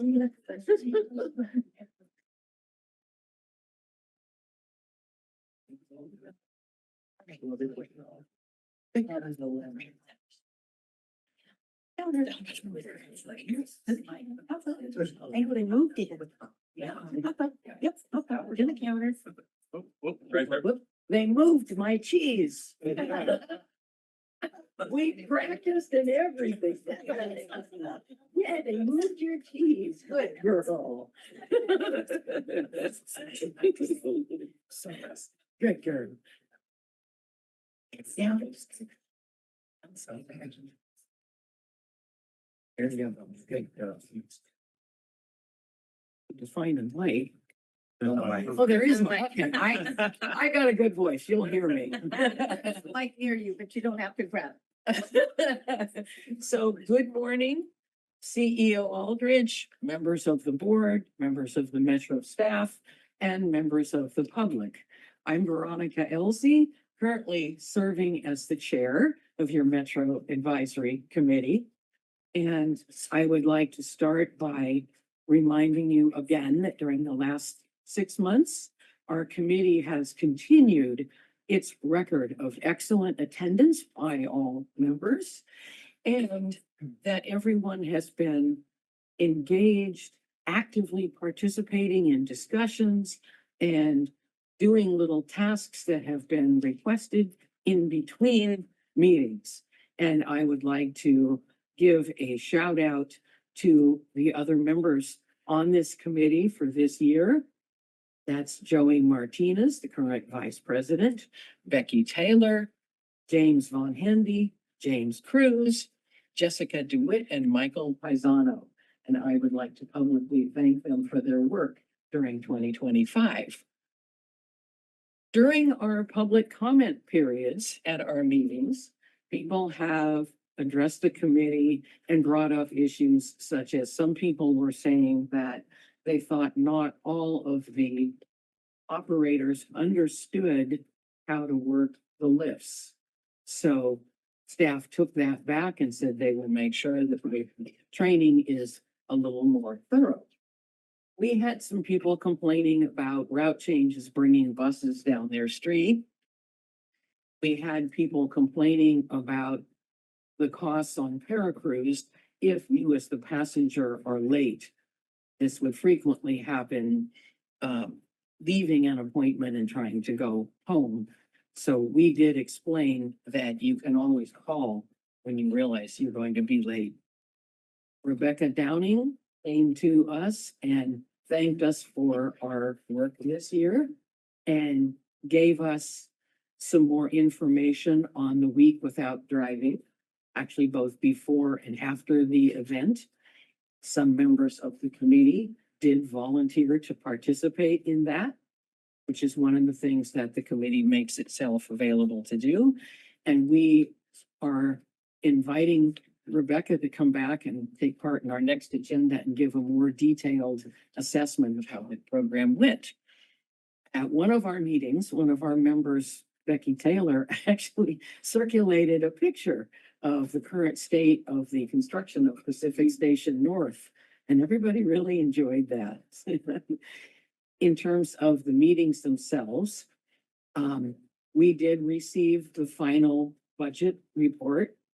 And all I can say is Chuck Farmer does such an excellent job. As I mentioned in my previous reports, he is so clear, so understandable, so good at answering our questions and finding little things. So our committee's advice to you, keep him. He's great. We received updates before and after the county fair. The one suggestion we would have for you for next year's fair is to make it a little clear where people catch the Metro bus, the Metro Fair bus. We did get reports of some people that didn't really know where to go. So perhaps that's something to consider for next year. We've had discussion about the Transit Royale app. Some people ask questions about why sometimes it said there's no accessibility features. John Ergo has been giving us really good explanations of that.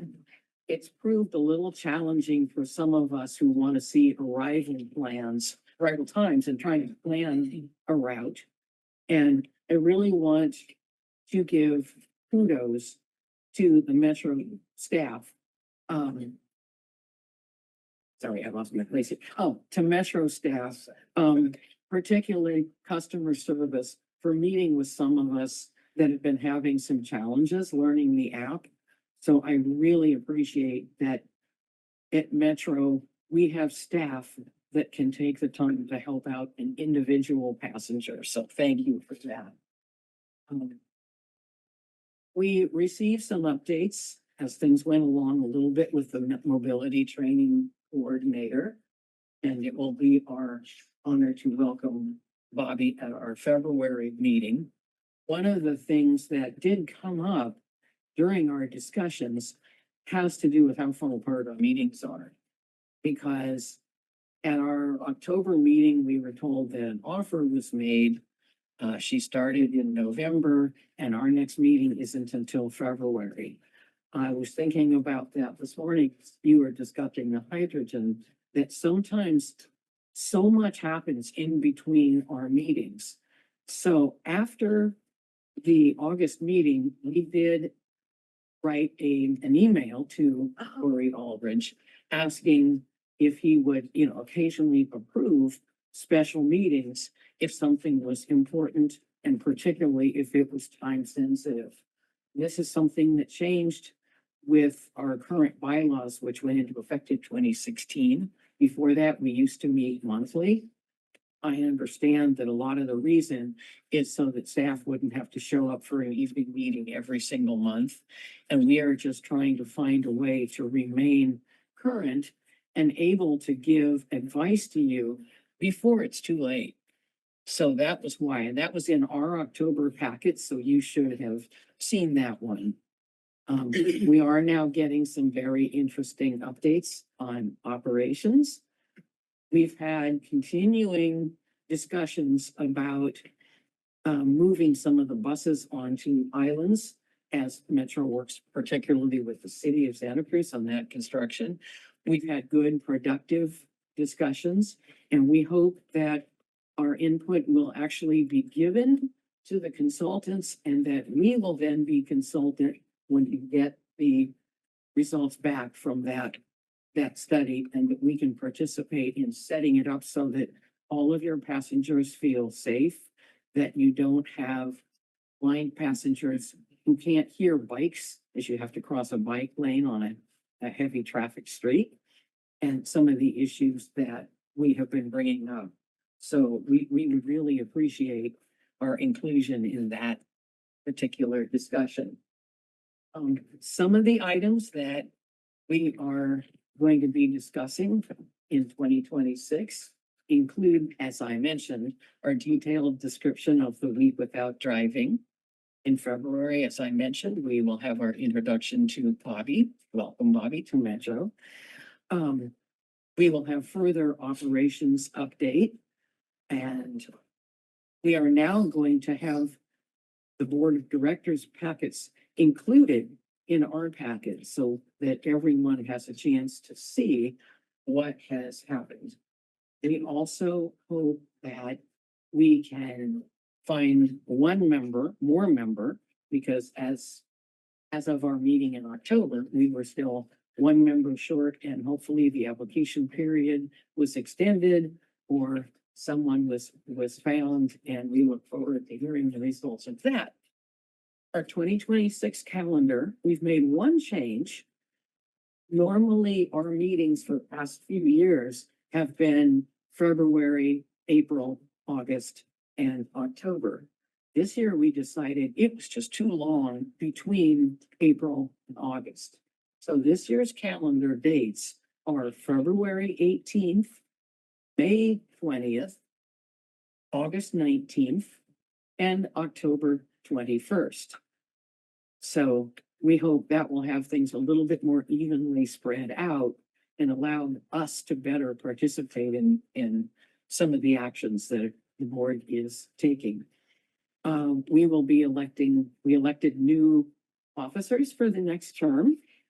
Our chair will be Jessica DeWitt, and our vice chair will be Becky Taylor.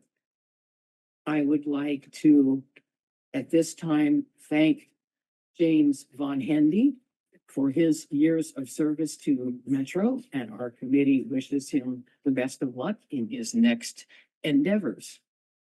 I would also like to express to this board that it's been an honor to serve as chair for the last 2 years. I hope I have adequately represented our committee and spoken on behalf of this committee, and look forward to serving as a member. I will conclude with my semi-annual reminder that we are your advisory committee. We did participate in Week Without Driving. We assisted during the fair. We have done many things and will continue to do anything that the board asks us to do as we serve at your pleasure. And please, please ask our opinions. Sometimes as regular writers, we may see things from a slightly different perspective or see things that you may not get to see. And we are here to help you be better board members, to help Metro be more responsive to its public, even though you are all doing a great job. But please, please make use of your advisory committee. That's what we are. And thank you very much. Any questions? Thank you.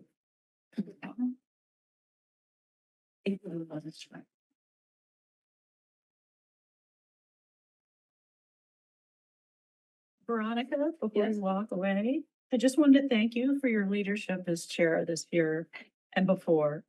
And to the committee and all the members for your work this year. It was really important. I learned a lot at your meetings, and I invite all the board members and general public to attend when they can, because you do bring a unique perspective, and it's important for us to hear it so that we can make decisions that will benefit everyone. So thank you for that, and we appreciate the information you share with us. Make the ride better for everyone. Thank you. It's a joy to be on this committee. It's a great committee.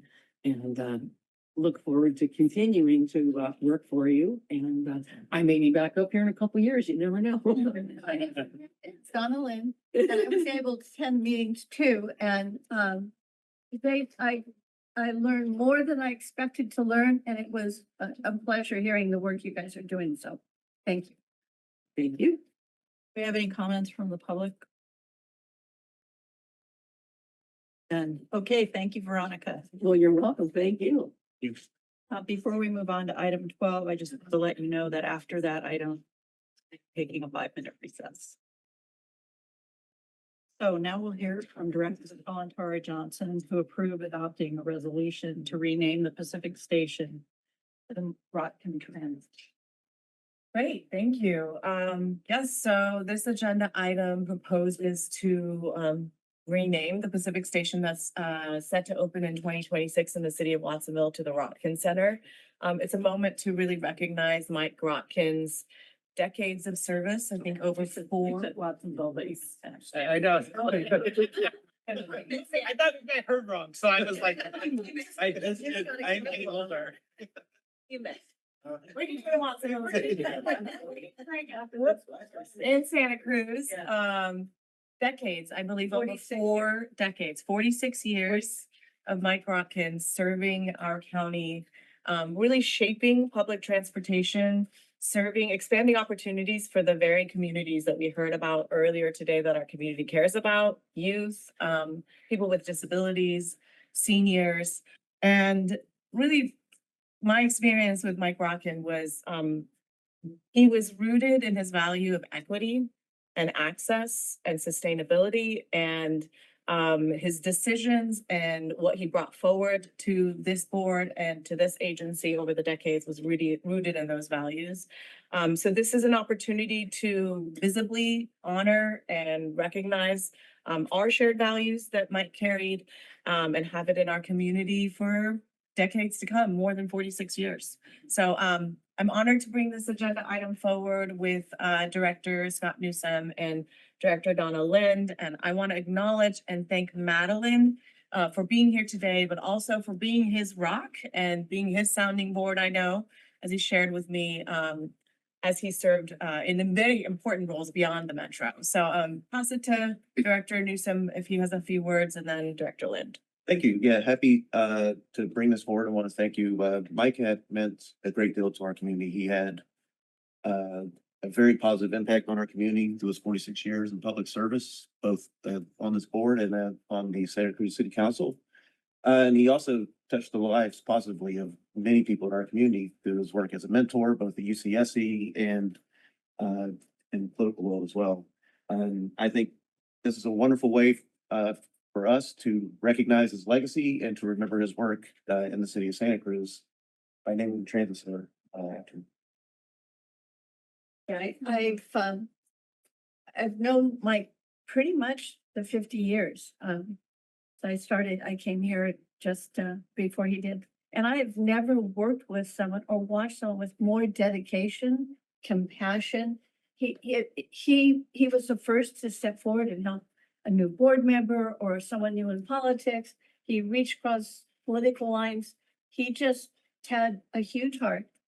And we used to joke, I've been a police officer, and he used to joke how whether any of us had arrested the mayor because he'd been arrested in Santa Cruz. Because he was standing up for things he believed in, and the police officer and he were friends and joked about it and teased all of us in law enforcement that he felt so passionate, he was willing to be arrested.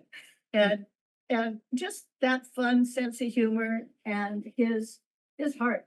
He's going to be missed, but we won't forget him. Wonderful to have this change of name and remembering him decades to come. Hope to have the board's support. So without any questions. Do we have any comments from the board? I just wanted to add to what you said, Director Newsom, about him touching the lives of people in the county, because many of the people that knew him were touched by his actions, but many who never met him, and the people that, are elementary school riders, people that never knew who he was, now will, if this resolution passes. So thank you for mentioning that, because I think it's really important. Thank you. Do we have any comments from the public? Do we have any online? There you go. I have also wondered during the last 6 months and a day what y'all would do without your institutional memory. And I think you're doing fine. Thank you for considering this. And I guess I should wait. Thank you for the results. Thank you. Those require a motion for this. I will move to change the Pacific Station Transit Center to the Rotkin Transit Center in the city of Santa Cruz. Second. Okay. So we'll take a roll call vote. Director Downing, Aye. Director Guthra, Aye. Director Colin Terry Johnson, Aye. Director Koenig, Aye. Director Leonard, Aye. Director Lynn, Aye. Director Martinez, A very strong aye. yes, Director Newsom, Aye. Director Orbach, Aye. and 2 passes.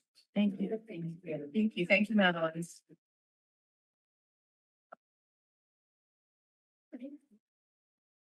Thank you, Fiona. Thank you. On behalf of my whole family, my daughter Gerald, her husband Octavio, our son Jesse, and our cats and dogs.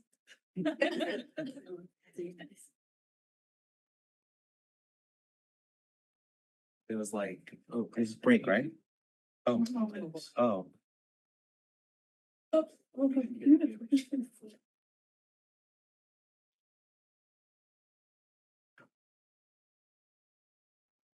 Coming, thank you. Last week's even being driven. Is that dedication of what's?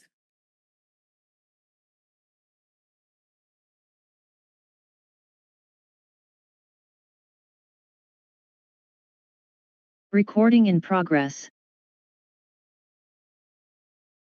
I know it didn't. That was a long 5 minutes. As I mentioned before, we're going to jump to item 15.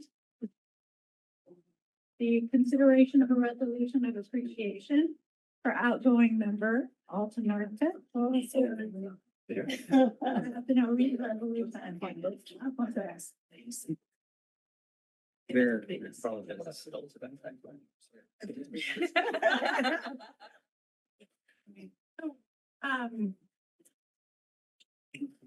We're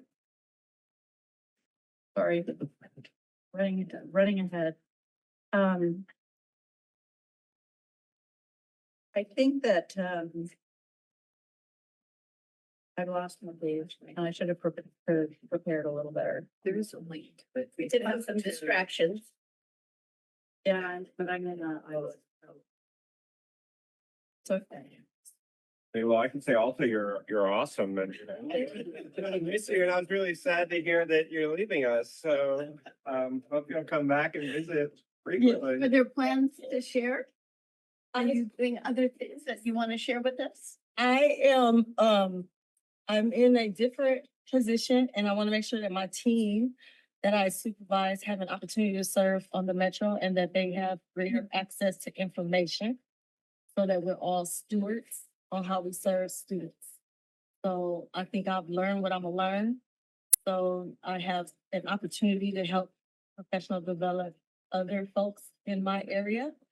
And Alma, who is our student support specialist, who works at our front counter in the Welcome Center, has direct day-to-day connections with students who are oftentimes asking about fees and the bus routes and the cost and the why and how to get the ID card. And so since she's one of our primary providers, I felt there was an opportunity for her to come serve in this role and be a voice for our metro and our community. And I hope, we hope you're following Cody, one of the other young people mentored. And he's gone on to Fresno State and He's in still Fresno involved State. in politics. Yes, he is. And you were one of his mentors like those early years. Yeah.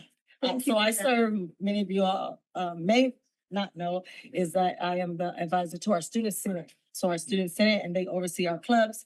And I oversee a couple of programs at the college and they're all student life. And so I get the privilege and the honor to support students in their trajectory for whatever academic things they are pursuing. And it is a great privilege to know that I have 4 that are currently in public, some kind of way, politics. And he wouldn't have had that opportunity except for the free rides for students. Yeah. Because he came from, Yes. some really difficult circumstances. Yes. So Metro played a part. Yes. Office played another big part. He came back to help He's us. succeeding. Came back to help us announce the contract to our student body for the beginning of the year. Took his time from Fresno to come back. So we always love the students and we love that they have a place to have a voice, and I want to continue to make that happen. And in doing that, I get to expand the folks who do that with me. Thank you. Thank you. Thank you. Now before, well, with that, we'll read the. Sorry, we jumped agenda items, so I lost my place. So whereas the Santa Cruz Metropolitan Transit District was formed to provide public transportation to all the residents of Santa Cruz County. And whereas Cabrillo College, requiring strong public representation, appointed Alta Northcutt as ex officio member of the Board of Directors of the Santa Cruz Metropolitan District. And Alta Northcutt served as ex officio member of the Board of Directors from November 2018 through December 2025. And whereas Alta provided Metro with strong leadership and insightful guidance during her term in office, and whereas during the time Alta Northcutt served on the board of directors, Metro has implemented an articulated bus pilot project with UCSC, addressed impacts of the COVID pandemic, performed an on-demand microtransit program, supported the pension obligation bond to refinance CalPERS UAL, joined the Pajaro Regional Flood Management Agency benefit assessment for levee operations and maintenance, implemented an resource planning program, adopted a social equity and community funding policy, created the Reimagined Metro Bus Network, adopted the youth-free, ride-free program, studied bus on shoulder and rapid transit, purchased hydrogen buses and the required infrastructure, supported AB 2561, status of job vacancies, recruitment and retention efforts, adopted the California Uniform Public Construction Cost Accounting Act ordinance, supported the integrated ticketing project, the extension of UCSC agreement for transit services, supported the redevelopment of the Pacific Station, the Rockland Transit Center, and Watsonville Transit Center, and RTC awards, and received RTC awards for multiple transit infrastructure projects, the acquisition of 809 West Beach Street property, updates on hydrogen vehicles and fuel or sales tax measures, the facilities master plan, and the mitigation of pesticides schedule. And whereas Alton Northcutt representing Cabrillo College students, providing a unique perspective and strong advocacy for those students and supported the student body, the transportation fee for the duration of 4 years. And whereas the quality of public transit service in the Santa Cruz County has improved dramatically as a result of the dedication, commitment, and effort of Alton Northcutt. And whereas Alton Northcutt completed her term as ex officio member of the Board of Directors in December 2025, now therefore be it resolved that the Board of Directors of the Metro does hereby commend Alton Northcutt for her efforts in the advancement of public transportation service in Santa Cruz County and expresses appreciation on behalf of itself, the Metro staff, and all of the residents of Santa Cruz County. And be it further resolved that a copy of this resolution be presented to Alton Northcutt. A copy of this resolution be entered into the official records of the Metro.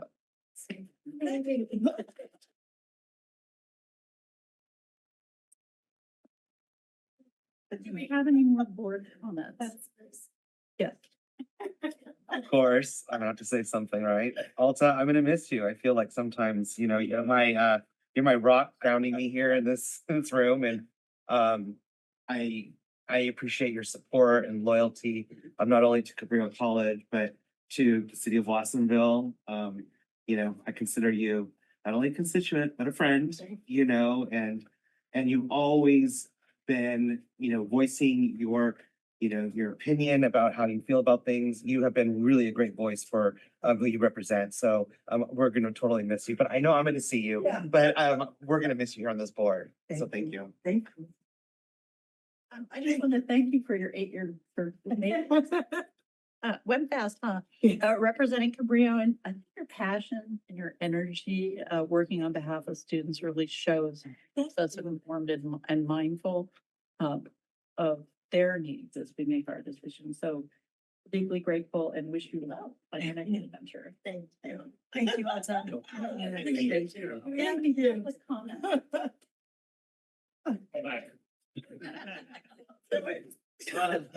You want me to make you cry or not? Marcelo Sigo, it's for your best. We appreciate your help. We appreciate the way you put us on the map, Metro, help out Metro. Where you've supported us. SP 957, we'll never forget it. Thank you so much. Anything else before we entertain motions? Thank you for giving me the opportunity. I just know that I have such a huge shoes to fill. So you're gonna need to be patient with me because I know nothing compared to what she knows. So I'm a brand new baby here. Be patient with me and thank you for giving me the opportunity. I hope not to disappoint you. Thank you. Thank you, Alma. We look forward to having you here. So a motion is required for this resolution. Okay. Dutra and Tony. We'll take the roll call vote. Director Downing, Aye. Director Dutra, Absolutely, yes. Director Colin Johnson, Aye. Director Koenig, Aye. Director Leonore, Aye. Director Lynn, Absolutely, yes for me. Director Martinez, Aye. and Director Newsom, Aye. and Director Orbach. Aye. Two passes. Great, so now we have to take a picture of you and the board. We have something special to present to you. So where would you like us to stand? Maybe. Yeah, whatever. over there.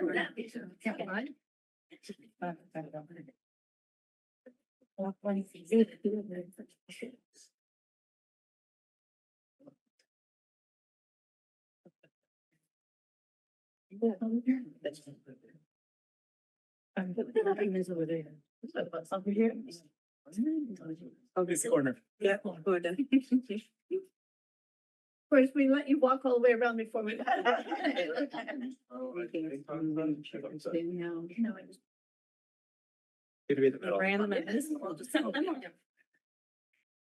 They no one puts baby in the corner. Yeah.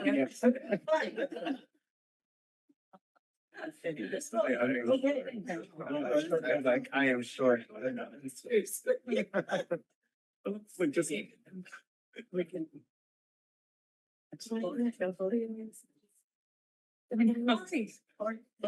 Yeah, Corey.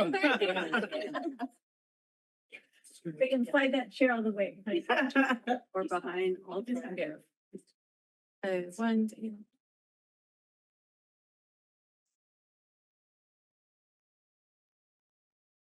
Thank you. Congratulations.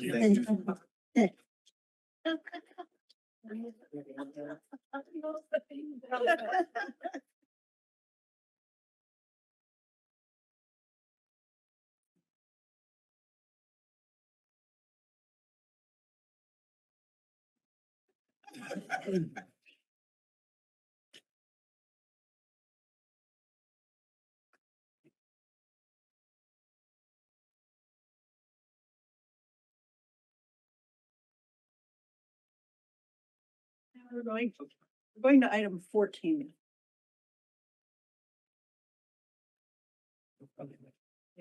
Hydrogen report will be Corey.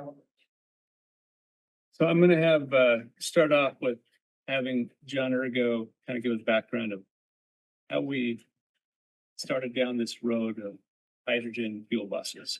This path. Morning, John Ergo, Chief Planning and Innovation Officer. So there were a few questions last board meeting and at the public meeting that we had this week about how we ended up down this hydrogen path. So I wanted to give a brief synopsis, or Corey asked me to give a brief synopsis of how we got there. So we're gonna bring it back to 2022. Some of you were on the board, not everybody. Work from home was becoming the new normal for a lot of people.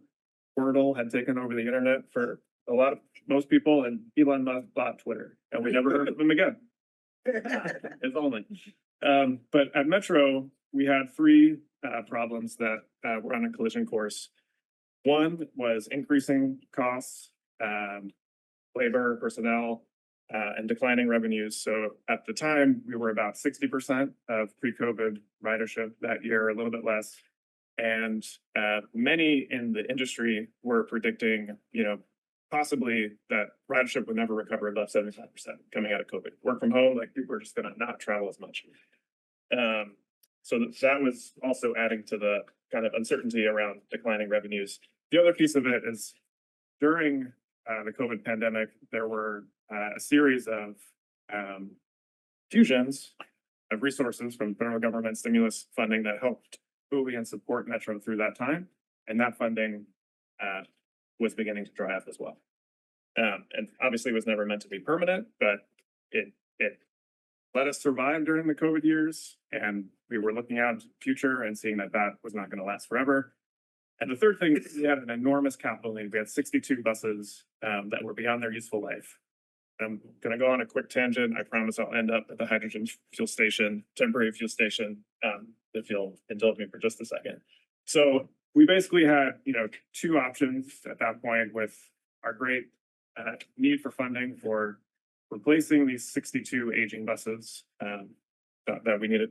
That's 2/3 of our fleet, 2/3 of our bus fleet to operate our service, and declining revenue. So we could go into a cut mode, reduce service, reduce staff. That would be a way to balance the budget. But it's a way to kind of go down a downward spot, right? Your revenues are never going to catch up to the costs. Cut more, ridership decreases, cut more, ridership decreases. It's a downward spiral. Or we could seek new funding. And that's the direction in 2022 where we began these discussions around the ballot measure that we just heard about, was seeking new funding, understanding that the state and federal government were not going to come to our rescue. So in 2022, we had a board retreat. We set at that retreat, three really ambitious goals: double ridership within 5 years, never buy another bus with a tailpipe, and build affordable housing at our transit centers to help address the affordable housing crisis in our community. So real quickly running through those. And the reason I'm, giving this long-winded explanations because everything ties together. The ridership ties together with the zero emission transition, ties together with the affordable housing, as we've kind of heard all morning, right? So why ridership? Why focus on ridership?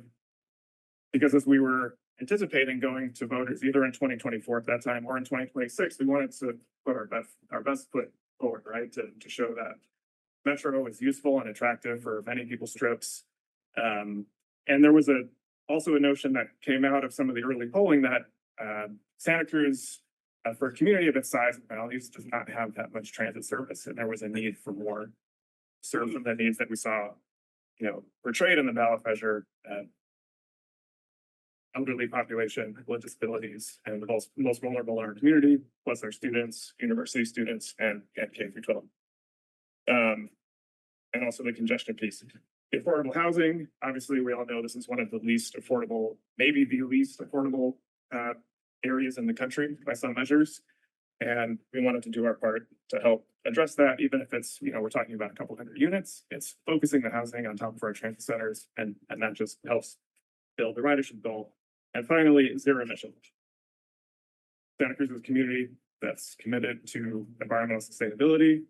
The state has a mandate for transit agencies to fully transition to zero emission vehicles by 2040, which means not buying a non-zero emission bus after 2028. So that was hanging in front of us as well. And on the funding side, there was really only money available for zero emission buses. Prior to this 2022 board retreat strategy session, the way Metro was operating was setting aside about $3 million a year in what we call the bus replacement fund. And with that money, we were hoping to buy, 2 to 4 buses a year, CNG buses, our current fleet, which would have taken 20 years, right, to replace the 62 buses that were aging. And there just was not state and federal money. There still is not state money to purchase zero emission vehicles. So that all of those factors pushed us towards this zero emission goal, right? Fully transitioning to zero emission buses. We had started down that path with battery electric, so not considering hydrogen prior to 2022. And even in 2022, there wasn't a clear notion that fuel cell electric buses, hydrogen was going to be the answer for us. But we had 4 battery electric buses at that time. We had 5 more on order. The 4 buses were manufactured by a company called Proterra. They operated okay for a little bit. That company went out of business. Those buses now sit mothballed because they can't be serviced, as do hundreds, if not thousands, of those buses around the country because that company went out of business. We got another 5 from Gillig. Those buses are doing fine, but we've had issues with charging. But the buses are great. The issue with battery electric, though, was the reliability. So we had this terrible experience with the Proterra buses. The space needs that they require, they just need more space in our yard to build the charging infrastructure. Their range, for those of you that drive electric cars or have driven, you know that the range is less than a combustion engine. On the order that we would likely need 3 battery electric buses for every 2 CNG buses that we were replacing. So more capital costs, more space need. And they take a longer time to charge, 6 to 8 hours. So hydrogen seemed like the better option. The range is greater. The fill time is 15 minutes, similar to a CNG bus, and the space need is less. And so following that board retreat, we immediately, as a staff level, started seeking funding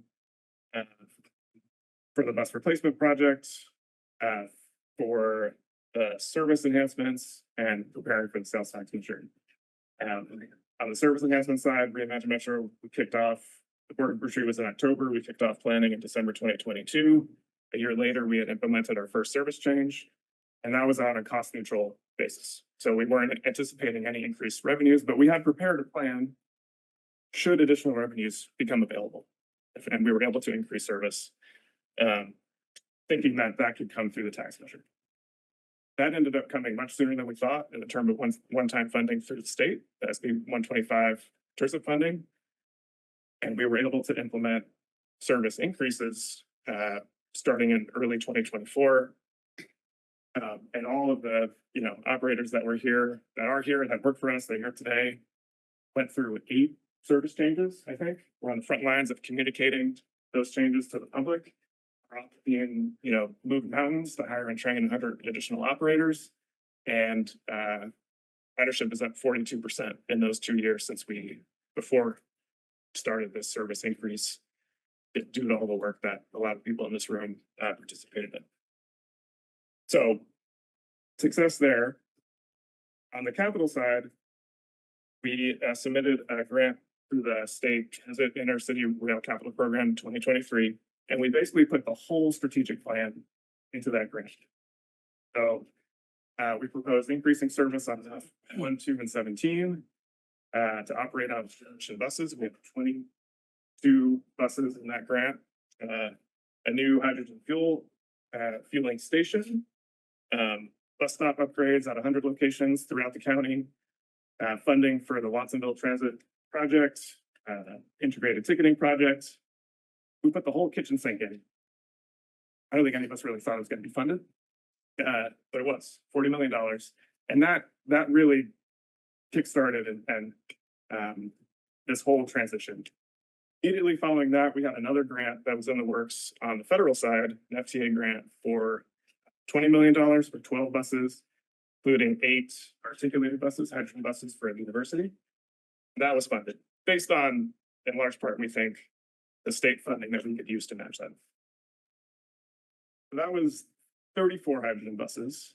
And then we realized that there were other sources that we could match to this funding. So some of you maybe have purchased electric cars. There are voucher incentive programs. The same exists on the bus side. All told, I'm gonna wrap it up. That enabled us to match those 34 buses up to 53. Almost doubling the order because of these other sources that we were able to put together. And Wanda Mengistu, who was our previous grants manager, really mapped this out and found all these sources. And Derek, our current deputy chief planning and information officer at grants is getting the money. So we had mapped it out, got it awarded, and Derek's finding it. All told, we've probably put it on the local side, $6 million, matching over $100 million for the hydrogen fueling transition, the service, the bus stop upgrades, the housing, everything, which is, most sources that we're all familiar with maybe match 50-50, 80-20. We're, 5 cents on the dollar of all the funding that's coming in. So that piece of it has been an incredible success, right? And someone should really write a book on it, or at least a TikTok. But it's really incredible. But then we have to implement the program, right? And that's where we find ourselves today. All of this, and we weren't the only awardees. We got one of the biggest grants for hydrogen transition. We weren't the only one. All of this money, put incredible demand pressure on the industry. And there's only one vehicle manufacturer in the industry, New Flyer. And they basically dictated the schedule. And so we now have, I don't know how many we have on site now, but approaching 53 of the hydrogen buses on site, while our permanent fueler is still not slated to break ground until, I think, January, soon.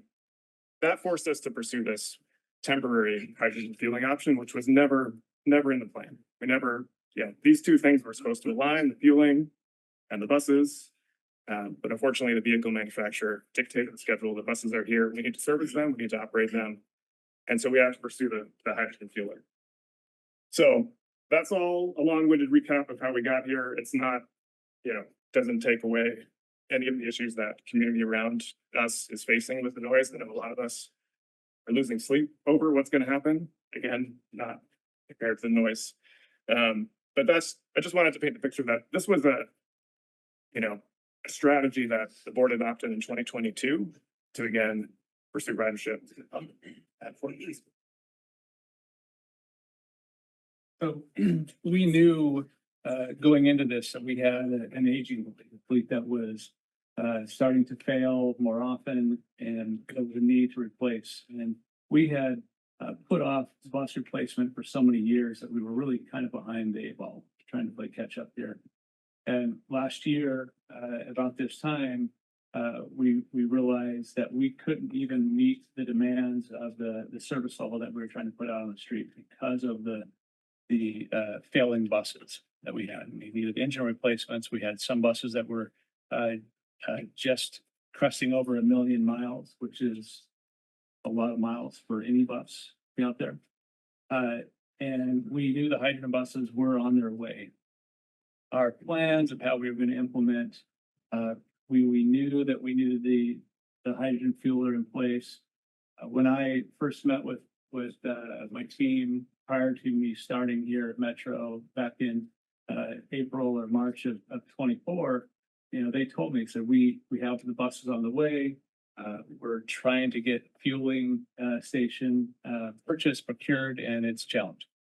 I figured, okay, well, that's a problem. We'll be able to overcome that. We have been working on a contract and permitting for this permanent fueling station to the point that here we are now in December of 2025, and we still haven't broken ground.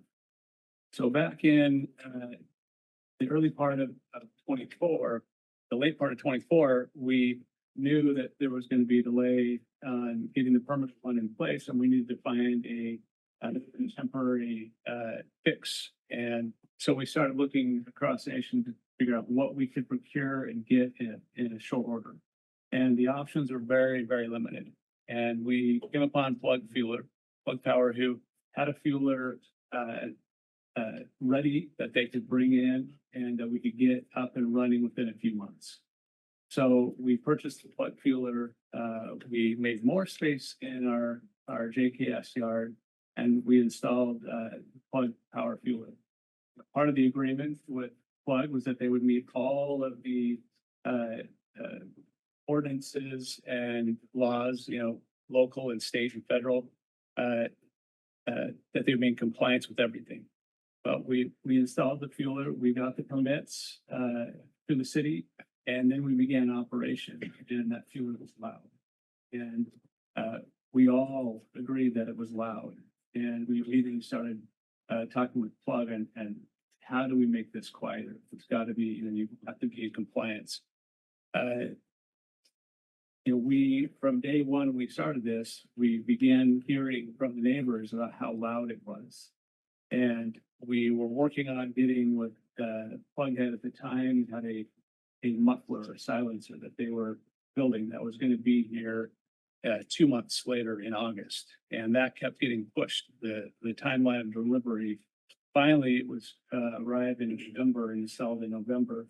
It was supposed to reduce it by 40 decibels, which would bring us into compliance with the noise ordinance. And it reduced it by about 10 to 15 decibels, which is not near where we need to be. So we continue to work with Plug on making it quieter. They have all sorts of ideas. We continue to hear from the neighbors. We had in our last board meeting, I'm bringing the timeline right. They came not 2 board meetings ago. They first arrived when we had it in Watsonville and made comment to the board on how loud and how intrusive it is into their lives. We were aware of that and we were working on it. They visited us again at the last board meeting. We then had a town hall this week with the neighbors to go over the results. We did a noise study as soon as we installed the muffler to see where that level was at, to see if it was in compliance or if it was still out of compliance. We found that it was still out of compliance. And so we brought those noise study results, we shared them with the neighbors. We had a town hall to hear more feedback from the neighbors and the concerns that they have. Where we are at right now is we are in this situation of, we have this mandate, and our goal and mission of Metro is to provide transit service to the community. We are a lifeline to many of the public. Without us, they simply can't get to work or get to appointments or get to school or where they need to be. So we are stuck with this pulling on both ends of, we have this fueler that is loud and we're trying to quiet it. We also need to provide service to the public. And if we were to pull the hydrogen buses that we have in service out of service, we would look at cutting 5% of our service, which would affect routes throughout the county. And it would affect, we'd have operators who would not have work to do, such as they would be without work that they had bid on. We have been working heavily with Plug Fueler. They have another fix of, they're changing, they call it stack. The pipe is 3 inches right now. They're going to replace that with an 8-inch stack. I just got word this morning that it has shipped. It should be here on Monday, the 22nd, and it will be installed immediately. We have hope that that will further reduce the sound that everybody's hearing and hopefully bring it into compliance.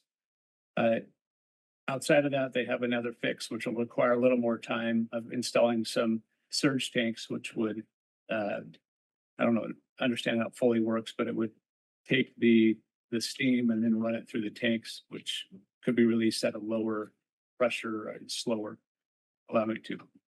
So in the interim, the biggest concern that began this in the beginning is it's a liquid hydrogen fueler, so it stores hydrogen at -400 degrees. So as that hydrogen moves into the tank, it heats up, it expands, and at some point when it's 100% pressure, it has to release. Either we fill a bus and release the pressure that way, or it has to manually vent into the air. So the hydrogen will hit the air, mix with the oxygen, and become steam. What was happening in the beginning is it was hitting 100% overnight, and so in the middle of the night, it would vent, automatically vent, and so the neighbors were hearing this at 4 in the morning, 3 in the morning, which I can empathize. I wouldn't want to hear it either in the middle of the night. So we've worked on changing the process. Right now, we are fueling from 6 to 8 p.m. and then venting it, manually venting it at 9 p.m. so that it doesn't go off overnight. We have worked further to, starting on Monday, we are able to change our fueling hours from 9 to 3 p.m., 9 a.m. to 3 p.m., and then try to manually vent at 6 p.m. is our goal right now. And that should, based on the data we have, allow us to get through a full night without it venting. The hope is that the stack change out will eliminate all of the issues and we won't have to worry about it. But we're trying to put in contingencies and work on things that can minimize or at least concentrate the sound to daytime hours, which is helpful for some neighbors and for others who are at home all day, who work at home. It doesn't solve the issue for them. So we are trying to actively work on mitigating the noise as much as possible and trying to hold Plug accountable for what they have said that they would do. We have been holding back the last 20% of what we owe them because they have not met this noise compliance requirement on there. And we are working with legal counsel to write a letter. It's a default. There we go. Notice of default and, close to cure. So requiring them and making them aware that, we recognize and we are tired of it. We can't deal with it anymore. But now we're at this point where the board has heard from the city of Santa Cruz, has heard repeatedly from the neighbors. And so now we need to figure out what our path forward is on this. And we know as staff what we're going to do, but I think the board needs an opportunity to weigh in and direct staff specifically on what they would like staff to do. remedy. Yes. And one of my questions you already started, is there any civil action, what we can do, because there should be some consequences for Plug and what their misinformation, failure to comply to meet the contract. That's my first thing. What does that letter mean? So what we have under the contract, are various remedies. One remedy is we haven't paid, that's the 20% holdback, which is, I can't remember exactly how much it is, several million, I believe, that we've held back until we issue final acceptance, and we won't issue final acceptance until it's complying with every aspect of the contract. So that's one lever that you have, and you'll be holding that until they comply. The second lever is your contractual remedies under law. And what that means is you start with the dispute resolution process in the contract. Arguably, you've already been doing that because you've been going back and forth. We all have been for months. And so you follow the process in the contract, and it basically says you issue this notice and a demand for them to cure, and there's certain timelines in the contract that they have to correct deficiencies within. If they fail, then it's a civil action. It's based on a, contract, breach action, and you would go to court to force them to comply with the contract. If you receive a lawsuit, naming Metro, you would tender that to them because you have an indemnification provision. You're an additional insured under their insurance that covers third-party claims. So those are the various mechanisms that the contract and law provides. That's what I hope, that there's something, because no one should go through what we have and what the community has as a result of their misinformation. Actually, yes, incompetence is a better word. And so wanting to know that, obviously, hearing from the neighborhood, we could have and should have communicated better. And I know, and I'm understanding there are steps that we're working, emailing and staying in touch and working more directly in addressing that now, including the meeting, but even weekly or updates as we get it. And I understand that's being done. And then the other thing I wondered, and I saw them, but I know at first there was direction, but some drivers, misunderstood or whatever, and there was fueling after hours. What are the steps taken to prevent that from happening? So we worked with the bus power manufacturer to lock out the system so that it can't be used after the hours. Right now, it can't be used after 8 p.m. I think, and we're going to change that to not be able to be used after 6 p.m. So that way, even if somebody were to try to fuel, it wouldn't help. And this new tower, this also coming in Monday, or supposed to, if we can live on, be received this coming Monday or Tuesday? It's supposed to arrive on Monday and it's supposed to be installed. And the understanding is that would bring us into complaints. That is If, right. I mean, but they told us that the yeah, no, that's my concern. well, Is I'm lost trust in them. All right, those are mine. Thank you. Thank you. Couple of questions. I wonder if Julie, you could speak to a concern that was brought up earlier in the meeting about violating Brown Act issue with the community meeting. Sure. Can you speak to that first? Yeah, community meetings, staff meetings are not Brown Act meetings. Full stop. However, if a quorum of the board attended the meeting and was discussing agency business, it could become a Brown Act meeting. Which is why I worked with staff to make sure there would not be a quorum of the board at that meeting. And because we have vacancies, we actually had to rescind. There were going to be more board members than we thought, because normally your quorum is 6, right? When you're fully staffed, but you have 2 vacancies. And so I said, wait, I have too many people there. So we had to pull back. and make sure that there was not quorum. So I don't think that's an issue. And just for the record, how many board members were there? Thank you. Okay. Not even close to. Okay, just wanted to clarify that for all of us and for SEIU and members of the public. And then I wonder, Corey, there is a recommendation before us. I wonder if you could walk us through step by step what's being recommended, what the implications are, if that's okay by the board. Maybe if folks have questions, you could do that after the questions. And then Smart, of course, we heard from Smart earlier and with concerns of folks impacting employees and folks not having jobs. So I wonder if you could also speak to that. Would any part of this motion impact layoffs? No, I mean, that would be the last thing that we want to do, but we also want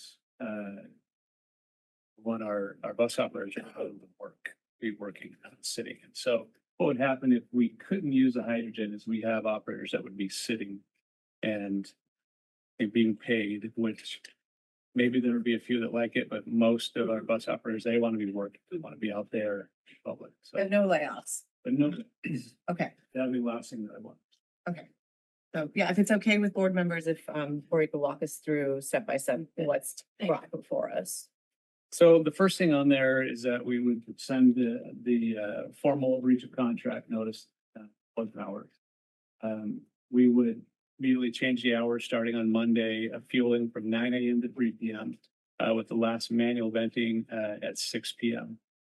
Then we'd have the lockout controls in place that would not allow anybody to use the fueler from the hours, I believe, 6 p.m. to 6 a.m. I think is what we settled on, or 8 a.m. Then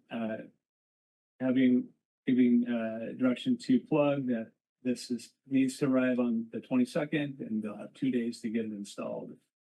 This new stack on there.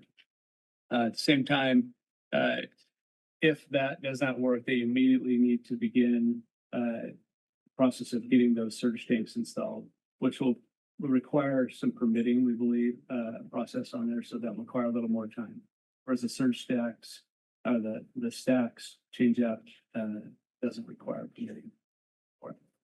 So they'd be working on that. At the same time, we would be working parallel to this on trying to procure a alternate fueler, a gaseous fueler, which would allow us to fuel without the venting noise. Gaseous is a much quieter fueler. The downsides of it is it's much more expensive to operate, and it will fuel far fewer buses, but it will give us an ability to at least incrementally fill certain buses. Because if we don't have use of the fueler and we can't fuel the buses, then the buses will deteriorate. The fuel cells themselves have to be exercised on a weekly or monthly basis. But they can't sit for long periods of time without eroding the batteries and the fuel cell itself. Trying to work on getting the gaseous fueler, finding out the timeline of how quickly we can get one in place. And hopefully it won't be needed, that we'll be able to remedy this issue, but we're continuing to work on that. Setting a drop dead date of June or January 31st, that at that point, if we haven't achieved the noise conformity, either we achieve noise conformity by then, and if we have not, at June 31st, no matter where we're at, we'll cease operation of the cease operation. We'll still continue to try to test, but we won't be active in fueling buses on it. So right now we have a real short window of time to try to fix everything and to get into compliance.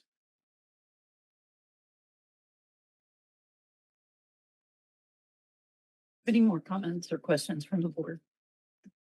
Question, so is Plug Power anticipate that the 8-inch pipe by itself could reduce the noise below the city's Yeah, ordinance? that's real, but I just remember the decibel level. I don't know if they gave us that, but they felt confident that this would drop it a few decibels. And how fast could they install the surge tanks if necessary? Could that project actually be completed by January 31st if necessary?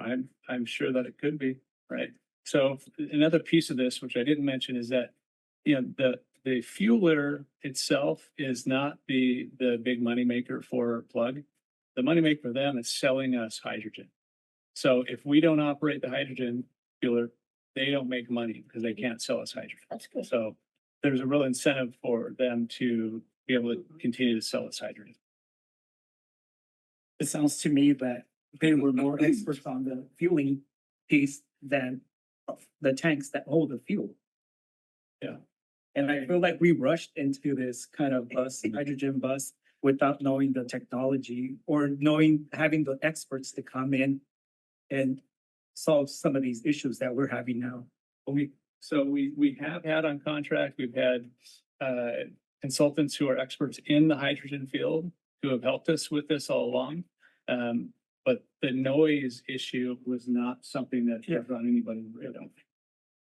So when we made that decision to go forward with hydrogen, the board was presented at the time with what John described as the systematic, progression of when things were supposed to happen. So at that moment was the best decision that we made with that information. Yeah. And prior to COVID. And it was prior to Before you COVID, inherited.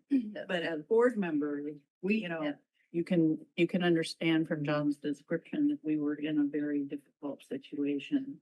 And especially with some of the descriptions about the electric buses trying to go over the hill. When we had all these emergencies where we were rescuing people, those electric buses take longer to fuel. So there was a lot that was presented to us. And, I didn't feel that we rushed into it. I think we were, as best informed as we could be at the time. It's just circumstances, conspired. And in addition to this, we have all these buses that, needed to stop running. And I'll say at the time, under the Biden administration, the federal grant opportunities for capital investment were the only thing that they were awarding were electric and hydrogen fuel cell battery electric buses. That was it. So if you wanted to get capital funding for grant to replace fleet, those were the two options. So with me and my last agency in Missoula, we were battery electric, but I was excited about the prospect of hydrogen fuel cell. But it was a newer technology even than battery electric. But so the decision that was made, trying to meet the mandate that California set of being zero emission by 2040, I believe it's 2040. I think, the agency was in line. We were fortunate to get a lot of money all at once and unfortunate to get a lot of money all at once. So we replaced a whole bunch of buses, and it's brand new technology that we are on the cutting edge of this, and we are learning as we go along. And that's why we have hired experts and the consultants to help us, because this is technology that we didn't understand or know. There's also very few vendors. So you kind of get stuck with folks and they know you don't have any bargaining power because they're the only ones that can provide it and you need it. We were also told about arches, which you could maybe describe really briefly, because I think that helped inform us. That was also part of the Biden administration. They awarded billions of dollars to create these super hubs to create green hydrogen. And one of those super hubs was awarded here in the Bay Area, California. They called it arches. And with the understanding that we would at a future date be able to purchase green hydrogen, it's produced environmentally friendly. It doesn't contain anything else. There's lots of colors of hydrogen. So the intention was that with the new administration, that has all gone away. The funding for arches has been pulled. So we are kind of stepping back as far as our progress towards the data that we continue.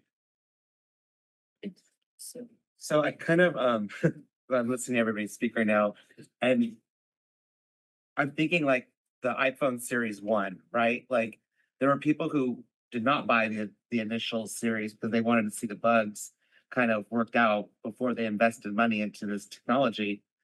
But we were the people who bought the first series who like kind of like dumped a lot of money into it and without thinking that like, oh, there could be a lot of problems.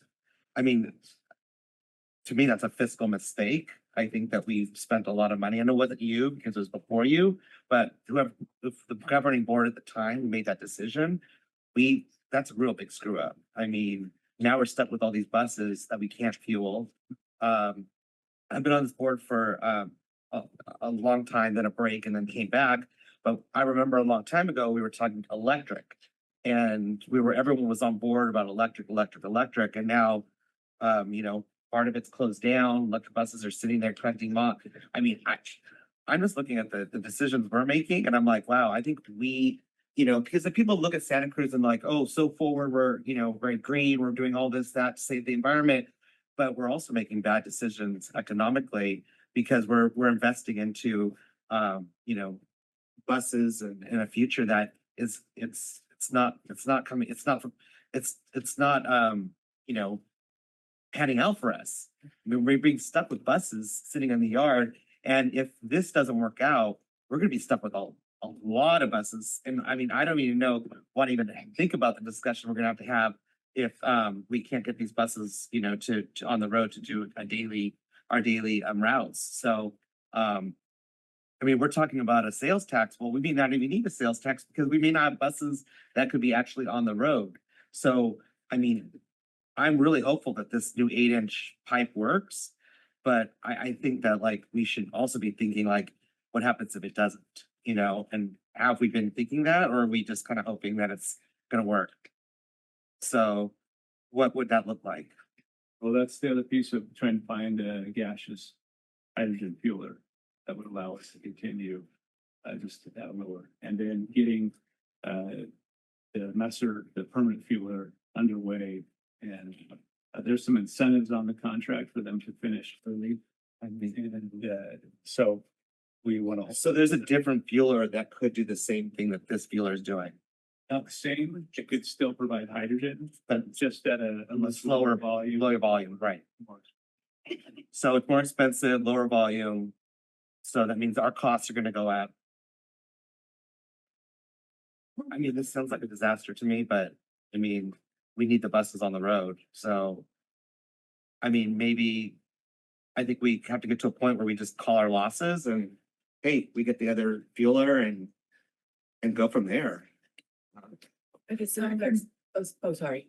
Director Northwood listening. Oh, can I just finish one more time? And the thing I'm more concerned about too is that you plan on moving this to Watsonville, and I don't know if it will even be permitted, at this level. So that's a big concern. So. My apologies, I have to go back on notes. Thank you. This is 53 buses, and you're saying we would have something in place by Monday, we would receive something by Monday. So we have 53 that we'll have total. We have 10, 10 or 14. 14 that we're actively In use. using right now. Okay, and then we're gonna receive something on Monday. How soon thereafter would you know if it's effective working? The second that it's The installed, we'll second know, yeah. Because it sounds like that's what we thought the muffler was gonna do. Yep. And how long did that take for us to address if it was effective? The same day? I mean, we heard it and we did a noise study to find out. So what we'll do with this, as soon as it's installed, the preliminary, just with noise meters that we have, which are not 100% accurate, they'll give us an idea. And if we think that they're in compliance, then we'll immediately do another noise study, a professional consultant noise study to verify it. Okay, so then you do the noise study and then you go for the permit? The permit, I was. You were So- talking about. Oh, for the search tanks. Oh, okay. So that would be a. So we will know, this is end of December, almost next week, we're at the end of December. And then you have to make a decision on whether or not we will get out of this contract and know something by the end of January? January is kind of the. Is our drop dead? If this doesn't work, we're kind of out of this area. At that point, I assume those routes are affected and those people are affected. And I'm assuming that that planning is being worked out as a worst case scenario so that the board, I won't be here, can review and make that type of a decision. But will we be able to have that prior to a drop dead? Yeah, I mean, we'll be back. So one of the things, sorry, is that we will report, give a detailed report at the next January, at the board meeting in January. Maybe email. So, and yes, I mean, we'll give the emails and communication with the neighbors and the board as we. Yeah, thank you for those questions. Those were my clarifying questions as well as to when we'll get the data, whether we'll get updates, whether we're gonna pursue the search tank and implementation and the timeline. Because I want to see this succeed. I want to see us meet that deadline end of January. And from my understanding, this permanent fueling station in Watsonville is a different system. It Permanent one will be here. Well, that's fine. It'll be on this property. It'll be next year. So once it's in place, then the plan was to relocate the mobile fueler down to Watsonville. And it will be put in the service if it meets the noise. You know, it's noise compliant. So this permanent one here is a different system. It's a different system. Doesn't have that noise, No. what we're promised, and has a higher capacity of fueling. So we'll have more buses. Should be able to fuel all of the buses. All of the 53 buses. So we'll be able to be at that reimagined metro and beyond. And this timeline wise for the permanent one, realistically and ideally, Right now, the timeline is at June of 26th. Yep. Hoping soon, but sure. I want, I'd like to clarify, so with this motion, we are simultaneously pursuing the the gaseous fueler so that that's in motion as we're trying to solve for it through the 8-inch piece and the search tanks. So there's like 3 things in play with this motion. And then I wanted to, I don't know if I heard Director Ducha incorrectly or not, but just a comment about kind of maybe we stop using them. So I wanted to clarify with you, John. I thought I heard you say the state has set a law that by 2028 we can no longer purchase. Yeah. So, okay. So I think we need to keep that in mind. And maybe I heard you incorrectly, but just for us to keep that in mind is that starting in 2 years, just about, we can no longer purchase CNGs. So there isn't going back to at least CNGs, maybe battery. I was thinking more like maybe refocus on electric or. Yeah, yeah. Or, you know, Okay, got it. yeah. Yeah. Because I know we have the deadline. Yeah, okay, that's so. I have a clarification of what you were just saying Yeah. too. So Was this initial, the gas, was it gaseous? Was that already in plan or did that come into plan once this happened for the permanent? When that's coming in June? So the idea behind pursuing the gaseous Uh-huh. has come in the past few weeks as we need to look at, you know, an option if for some reason, you know, after the muffler was put on and it didn't do exactly what it needed to do. So we've got to find some way to make it quieter, whether that's with working with plug to make it happen, or we have to go to some different type of fueler. And so that wasn't part of the original. I just want to be very clear. Like, so this is Correct. the permanent one, was that also coming from Plug? No, it's the company's Messer, Messer? MESSE. Oh, okay. So, okay, well, I'm glad that we're making the switch. I don't know how much more expensive it's gonna be.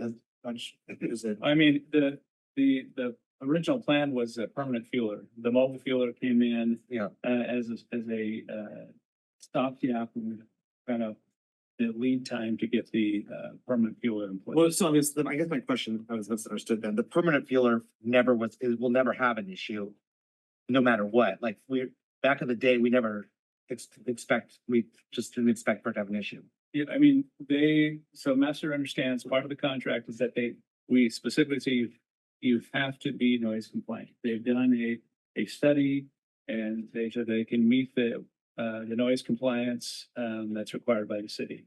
So this new one will not have a problem. it will not have a problem. Okay. According to the manufacturer. So basically, I just want to be clear. I mean, so the worst case scenario is we have a 6-month gap, January to June, before the permanent one goes in, but things are never on time, so we have to build that into, so there is at some point next year, this permanent one's going in. And so, but we would get the gaseous one, and that would be the one that would be going to Watsonville, and we would sell the other one? They haven't thought that far down the line on it. Well, we should get rid of it So, anyway. well, the idea right now, the fuel fueler, we are purchasing, like we paid 80% of it. The gaseous one, we'd be looking at leasing. And okay, we're leasing. Okay. Thanks. Just to share some history, when we were back there with 62 buses, many of them were offline. We were canceling routes. We couldn't get any the software for Terra had gone out of business, so we couldn't maintain the electric buses. There weren't others available at that time. And we found they couldn't handle Highway 9, they couldn't handle Highway 17, and there were other areas that the electric buses were failing. So when this came to us and the grant opportunities provided enough, we had probably half the buses down that time. Just because they're over 1 million miles and breaking down, and then having the electric buses also down. The option for hydrogen seemed the only option for us at that time, coupled with the grant money that paid for all of them rather than us getting a few buses at a time. The bad thing is, we, as you said, got a lot of money. We had to spend it, get all those buses at one time, and we're new in the technology. So it wasn't without a lot of research and information and thought, and a lack of any other viable options at that time. So, the board didn't blindly just do this. We were given information that we had virtually no other options. I think the board made the best decision they could at the time. This was running into one of the issues along the way, logistical challenges that have come up, all things that were something that Yeah, if we didn't have 62 buses down, basically dying on the spot, many of them dead, we would have had more time to watch, but we really didn't. We were climbing out of a red, being in the red and trying to recover economically. Board meetings.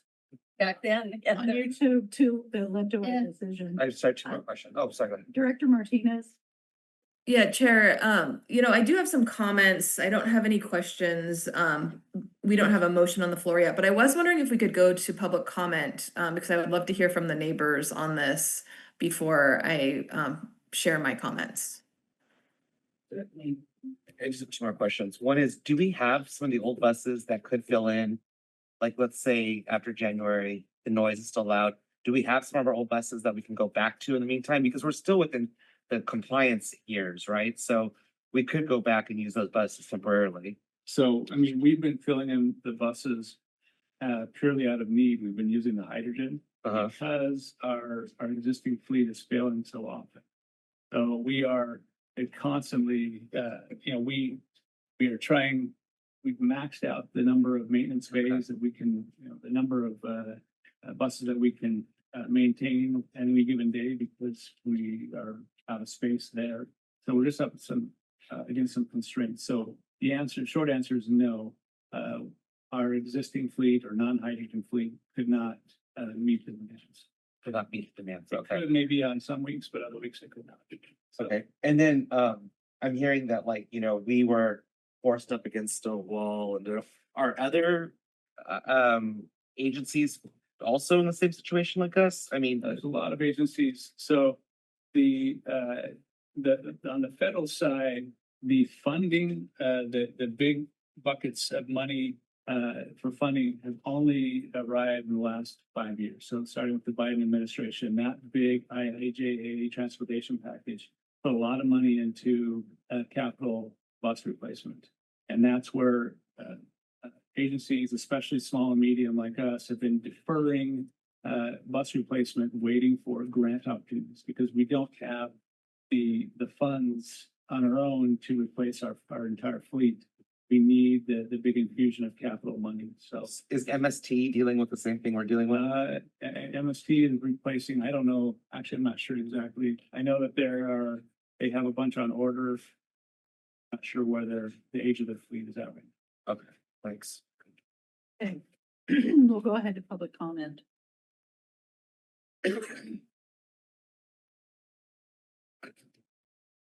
Hi, my name is Jill Damashek. I'm a member of the Ocean State Extension neighborhood. And now that I've sat through your self-congratulatory agenda, I'd like to ask some questions and make some comments.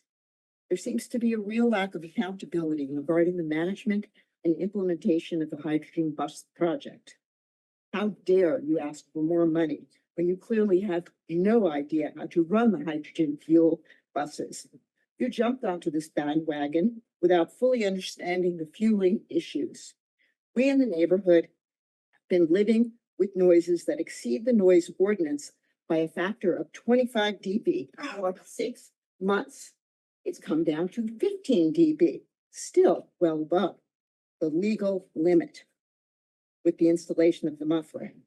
The noise is comparable to having a plane taking off in your backyard at random times and often. So your proposal to make it between 9 and 3, that doesn't sound much better to me at all. It doesn't sound like any improvement, truthfully, except that I won't be woken up at 3 in the morning. Well, kudos to you for doing that.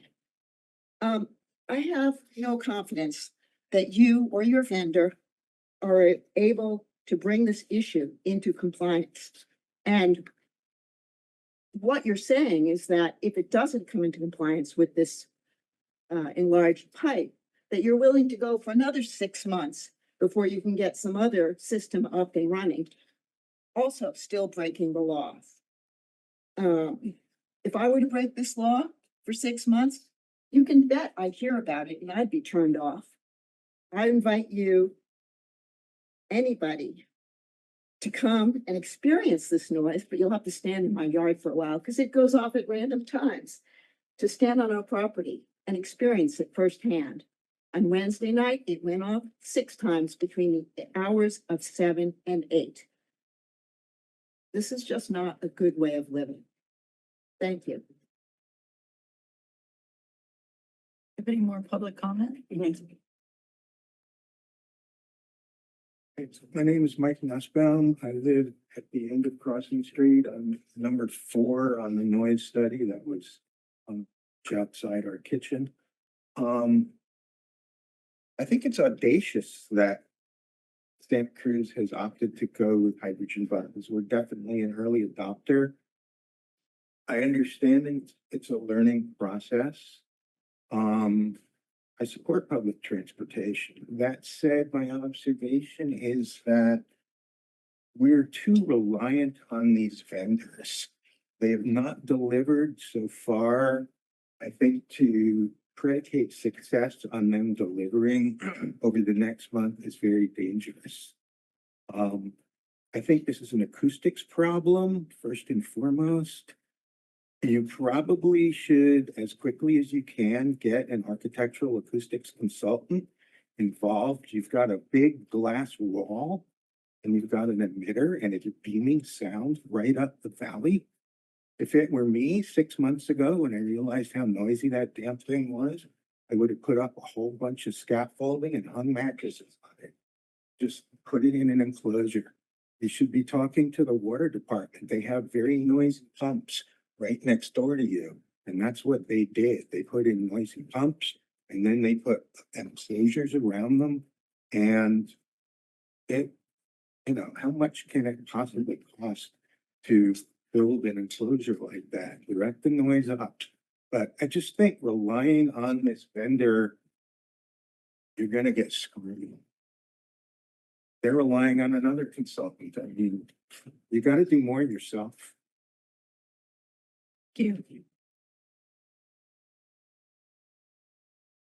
I've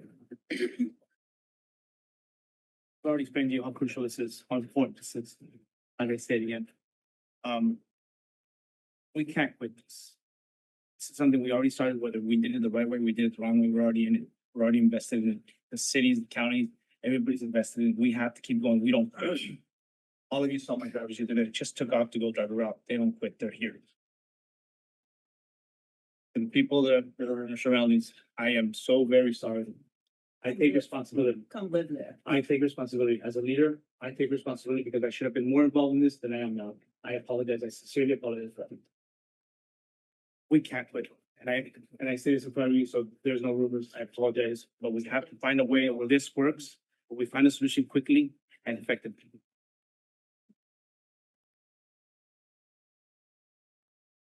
Hi there, my name's Green Rabbit. I'm from the Ocean Street Extension Residents Association. My face is probably starting to look familiar to you. Yes, you've heard my litany about how we were promised this in July, that was gonna be fixed in August, and that's it.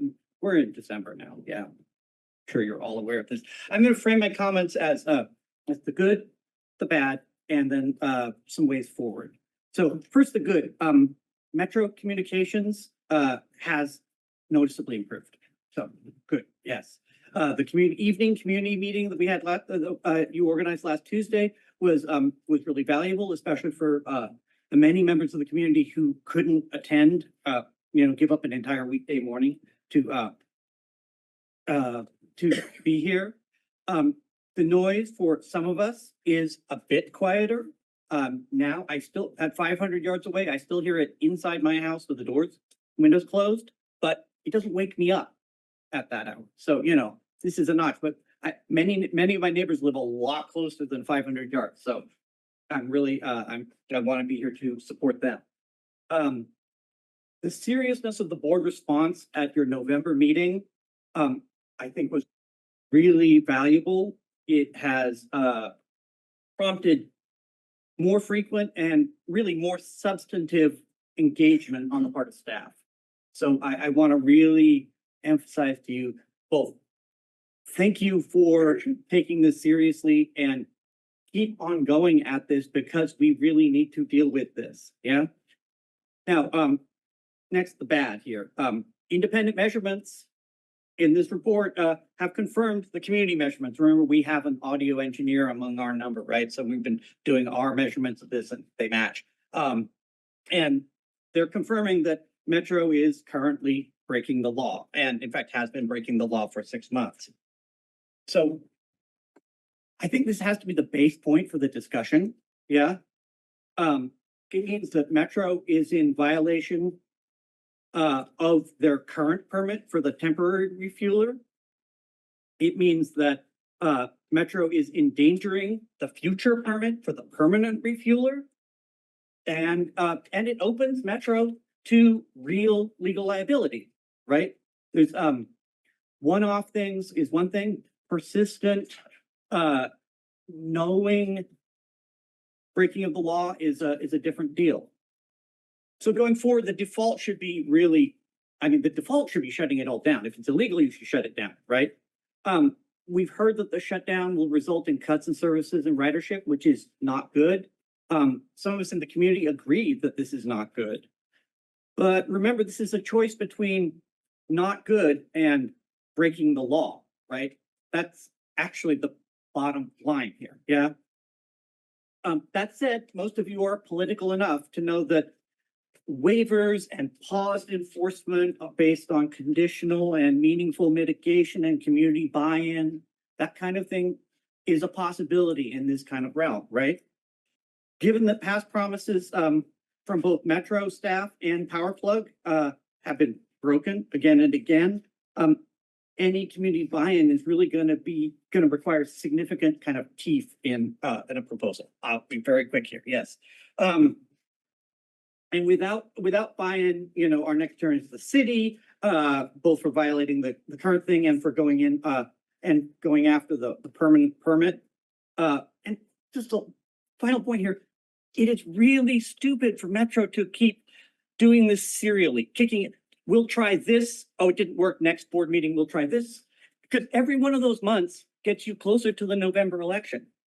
And bad press and lawsuits and things like this, you don't want those fresh in the memory of the voters. Yeah, if you want to put this, you want to deal with this now and have people who've forgotten it by the time November rolls around, right? Good, thank you for your comment. All right, I'll stop there. All right, a month ago, I and a collection of constituents presented to this board about the negative impacts of the mobile refueler and mismanagement of Metro staff and communication. My name is Jessie Beckett Parr. I'm from the Ocean Street Neighborhood Association. So over the last month, like my neighbor Rabbit said, Metro has gotten religion about this issue. We've gotten proactive communication. There has been proactive testing. We had a community meeting. And this is all motivated by board accountability, by you all holding the board accountable. And I want to thank and acknowledge in particular Supervisor Martinez and Councilwoman Kalantari Johnson for their support. Like, you all have been very proactive in reaching out to constituents and saying, hey, we hear you and we get that this is a big issue. So now we know that mitigation measures have not worked and we're back at a board meeting. And my understanding was that the board was clear that if the interim noise mitigation didn't work, that we would shut it down. So I've been thinking about this and really kind of, with the information we got on Tuesday night, my conscience going into the holiday season of the idea of reducing 5% or losing 2,700 rides over the next month while we work to figure out a longer solution. I can't live with that. Like 5% is a lot for folks who rely on the bus every day. Some of my neighbors and I disagree about that. However, what we need is a guarantee from this board that there's going to be continued accountability, that we're not just kicking the can down the road so that if we come back here in January and the additional mitigation doesn't work, then we're going to come back here in February and then we're going to try some additional mitigation, because that is infuriating, especially after being put off for 6 months. Aside from being illegal, it's just not a good idea. It's not a good management strategy. So what I want to see in a board measure is I want to see additional monitoring. I want to see additional mitigation. Hopefully that's not reliant on an external third party being successful, because we've seen delays and delays and delays of these folks showing up, promises that they'd be able to create and provide equipment that hasn't worked. And I want additional teeth in whatever measure it is so that the staff is motivated to make this work. And as I was listening to this discussion, I really want to come back to my support at my heart for the Metro. And I wanted what you said, Director Dutra, really, I felt that. I run a very large scale membership operation in every state of the country. And I know an albatross when I see one. And I understand that you raised a ton of money to get these buses, and I want them to work as much as you do. And you all are going to need to help the staff be really accountable, that if this is an albatross, y'all call that and call it soon. And I wish you best of luck in that. Thank you.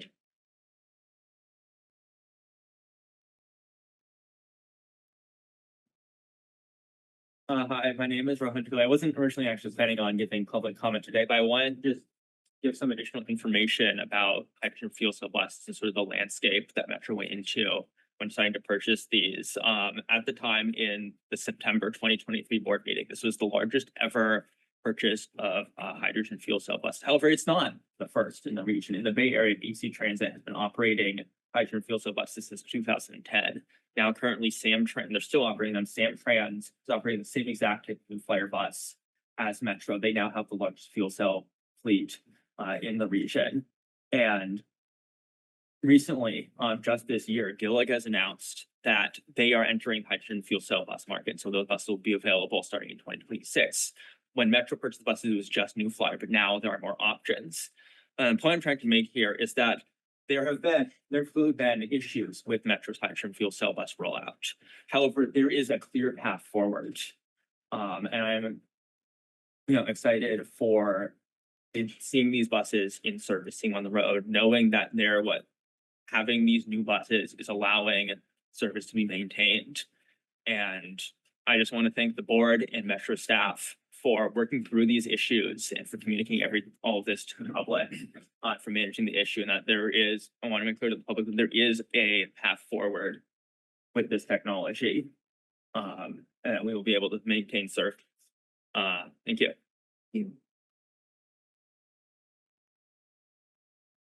One thing I'd like to add. I hope we don't consider, or the board doesn't consider electric buses as an option. I remind you what happened January 16 in Cincinnati. That was an electric bus fire, or electric battery fire, sorry. I live in Prudhoe, so I can tell you, yeah, I kind of lived it. So please don't consider electric buses as an option. We really don't have that infrastructure, and we'll be starting up another problem all over again.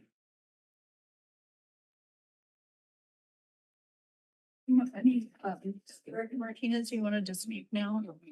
Rebecca, we do have someone. Oh, I'm sorry, we have one more comment online. Okay.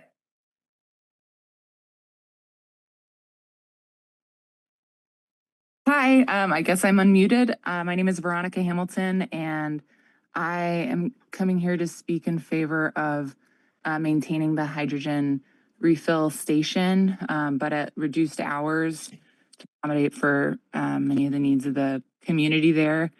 I think we should be doing everything we can to reduce the sound. And also our bus routes are incredibly vital to our local community.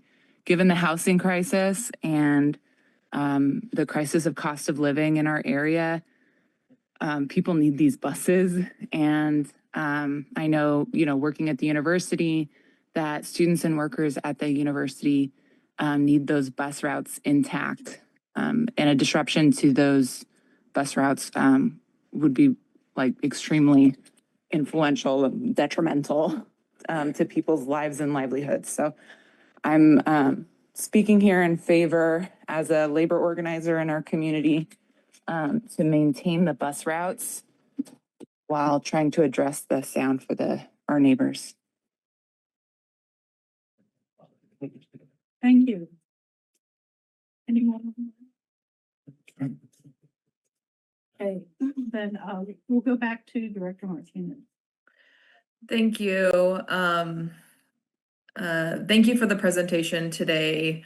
I just want to start off by saying that I was one of the board members that really had the privilege of attending the community meeting earlier this week. It was a really helpful dialogue, and I want to extend gratitude to the neighbors who attended and also pass the information along to your fellow neighbors.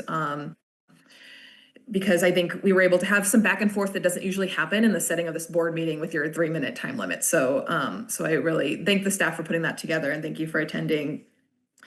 I think what I'm hearing most clearly, I'm probably all hearing this, is the request for accountability. In fact, the demand for accountability. And that's, from the board accountability back to the vendor, because it kind of feels like we were sold a bag of goods here, and we need to continue to follow up with the vendor to demand that we get what we asked for, but also accountability on ourselves. And that, we have a responsibility to our community on a variety of fronts. We have a responsibility to our neighbors who live near our headquarters here and are impacted by our decisions. And we have a responsibility to our riders to ensure that we continue the critical service that we offer. And so what I like about the proposed plan in the staff recommendation is that I think it starts to get at that.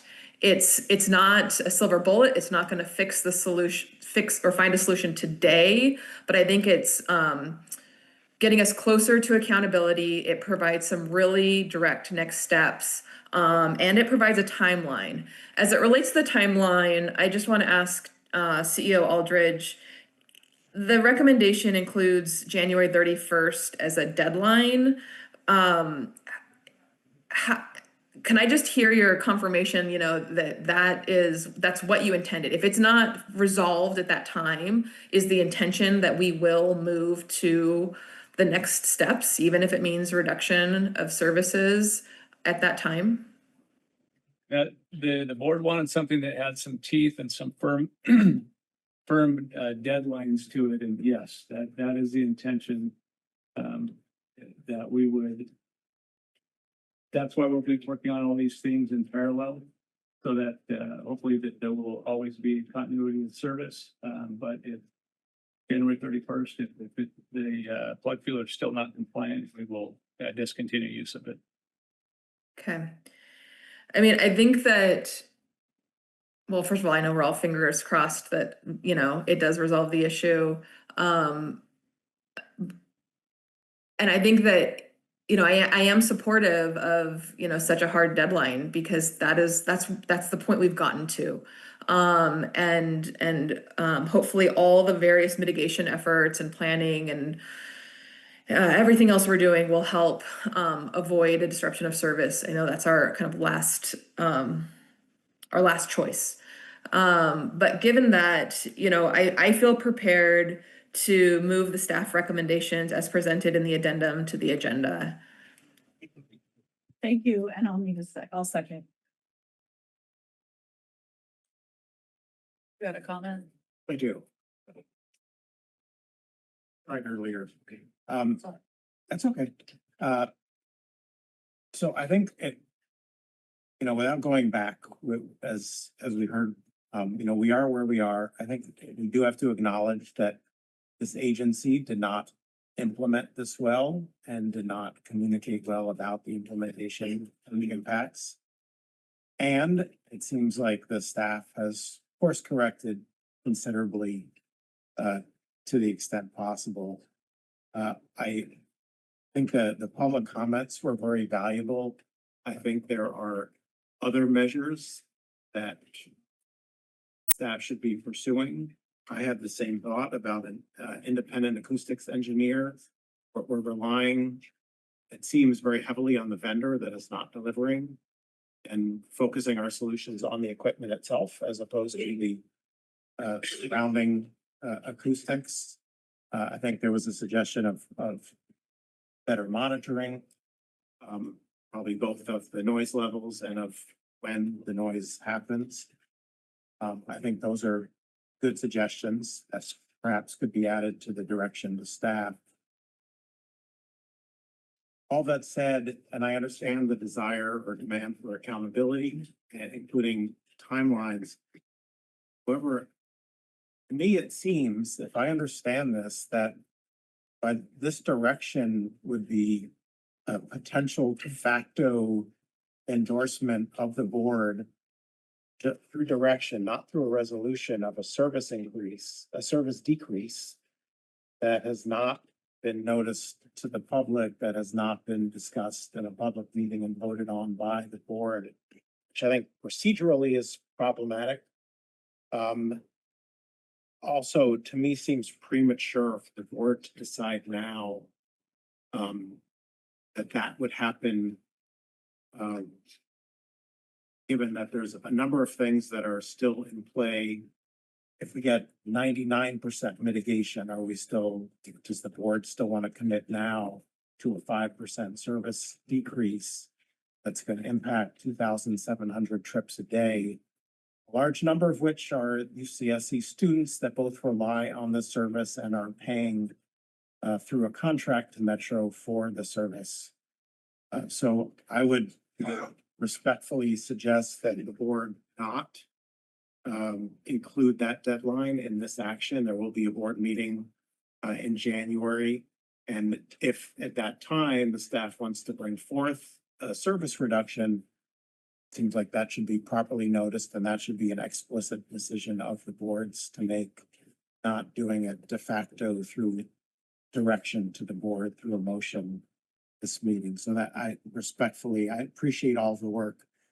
I appreciate the challenge and the problem this is facing for the neighborhood. It seems to me premature for the board with this direction, that one bullet in terms of the January 31. Comment on that. There was, he's saying. this action, the board is approving this vesting raise. So. So, yeah, I mean, essentially our bylaws or the way that our policy is written, it would require public notice, if we decrease service by more than 25%. So outside of that, we don't require public notice. And, you know, we will be doing, if we get to that point, which I hope we don't ever get to, I mean, we'll be doing everything we can to keep as much service as possible on the road. And so it may be, you know, day to day, maybe some days we can meet it, some days we can't meet it, depending on how many of our old fleet we can get on the road. Thank you for those comments, Director Waiskin. I feel really strongly that we need to have a deadline with this motion. I personally have been working on this issue since I think July was the first email I've gotten. So as it may seem premature or abrupt to some of the board members here, some of us have been engaged for longer than that. Clearly, the neighbors have been impacted longer than that. I'm hopeful that with a very firm deadline, the vendors that we're working with will be incentivized because they will lose money if we don't make this work. But I think we owe that to the community that's been dealing with this since June. I appreciate your suggestion around an independent acoustic engineer. Is that what you suggested? And if the maker of the motion is amenable, I would make a friendly amendment that would be one of the mitigation efforts that we pursue, is that we engage with an independent acoustic engineer that could help us problem solve in ways that the vendor is not thinking of right now. So she's not. Oh, you're not. I would accept that friendly amendment, and really, this doesn't need to go in the motion, but emphasize that really any creative problem solving, whether it's through a consultant or any creative idea that anybody brings forward, would be welcome at this time. I mean, this is a difficult conversation. I mean, we are putting a deadline where we, in this motion, would be cutting service on January 31st by 5% if it does not happen. I have to agree with some of the neighbors and also with the fact that I have no trust in these people that we think we can get it done. You know, like I feel like we've been just being kicked down the road with this issue, and to have to think that just a little bit over a month we're going to be able to solve it. I want to be hopeful, but a part of me is kind of being realistic. Like there's a possibility that we're not going to be in compliance. And I think you just said, like, if we're 99% in compliance with that 1%, you know, is that gonna kick in the reduction in service? I'm kind of struggling with this right now because I do agree with the neighbors, and I would be really upset, total pissed off if I was hearing that all day long. But in this motion, if it doesn't get taken care of, we're gonna have to cut service, and people rely on the bus throughout the community, especially in Watsonville. So I don't know, maybe a little bit more discussion with the board on this because I'm struggling with this. I could speak to that. I completely agree. Like I have difficulty with the idea of voting for a de facto cut in service. On the other hand, I mean, I do agree that it sends a good signal to vendors and our staff that put some urgency behind this. I mean, for me, it's a question of degree, and I mean, I would hope, you know, any or most actions that this board takes can be undone by an action of this board, and I would hope that, you know, depending on where it is, I mean, if we're, you know, 95% off and it's still, you know, way above the city's ordinance, then yeah, I think it's probably time to change course. If we are 99% there, I mean, I would hope that maybe this board would reconsider that particular element at our January meeting. I mean, so that's kind of the understanding with which I could support the motion. To put it out there. Well, sorry, just one last thing I wanted to say, which is the other thing is it's extremely I mean, the gas is fuel is extremely expensive. I don't think we talked about that, but we're talking about a lot of money. We could fly every one of these impacted residents to Hawaii for a family vacation to try to alleviate. I mean, like, there's a big cost to this agency of the alternatives, like millions of dollars. And I mean, and sorry, you're probably not gonna get a chance to speak because public comment is closed, and we can certainly talk after with individual board members, but I just think that, again, question of degree and cost and potential alternatives, including other things we could be spending money on. Just thinking black and white is never a great idea. One more. I would, just send a request for information. I know that you said we'll assess what it looks like when we get the equipment in and have a better idea of what we're doing going forward. And in that, if there is a opportunity that, plug will be pulled on January 31st, can we get an idea of what that 5% looks like? Cause I'm sure it's gonna be a trickle down and I'm gonna need to know the students. Yeah, we will have a plan by then of exactly what service where will be. We just know it's likely gonna be across the board. Right. So, but we will come back with that. So we start January 26th and a 5% reduction for Cabrillo students, and they are everywhere. Yep. Is a hit. So I would like to notice that since we just entered our new terms. Can we do a special meeting like right after? We're gonna know next week. I mean, I would suggest that we agendize this in January, and any future meeting, of course. And also it's not like we're not gonna know anything. Corey will tell us. Right. As soon as you know anything. Yeah. And the plan is to agendize it. Yes. Yeah. Anyway. Yeah. Regardless. But we're getting information as it comes. Correct. And that includes you. Just to let you know, I'm sorry, public comment is over, so we'll talk after. It's germane to your decision, but I guess we'll do the roll call vote on the motion and friendly. Director Downey, I, Director Dutra, pass. Director Colaterry Johnson, aye. Director Koenig, Aye. Director Leonore, yes. Director Lynn, Director Martinez, Aye. Director Newsom, Aye. Director Orbach. Aye. Do you come back to me? Oh, I'm I said pass. Let me ask. I'm sorry. Director Aye. Dutra. Aye. Moving back to item 13, we're going to put that on a January agenda. Our CEO report will now be in the minutes. Email it out. He'll email it out.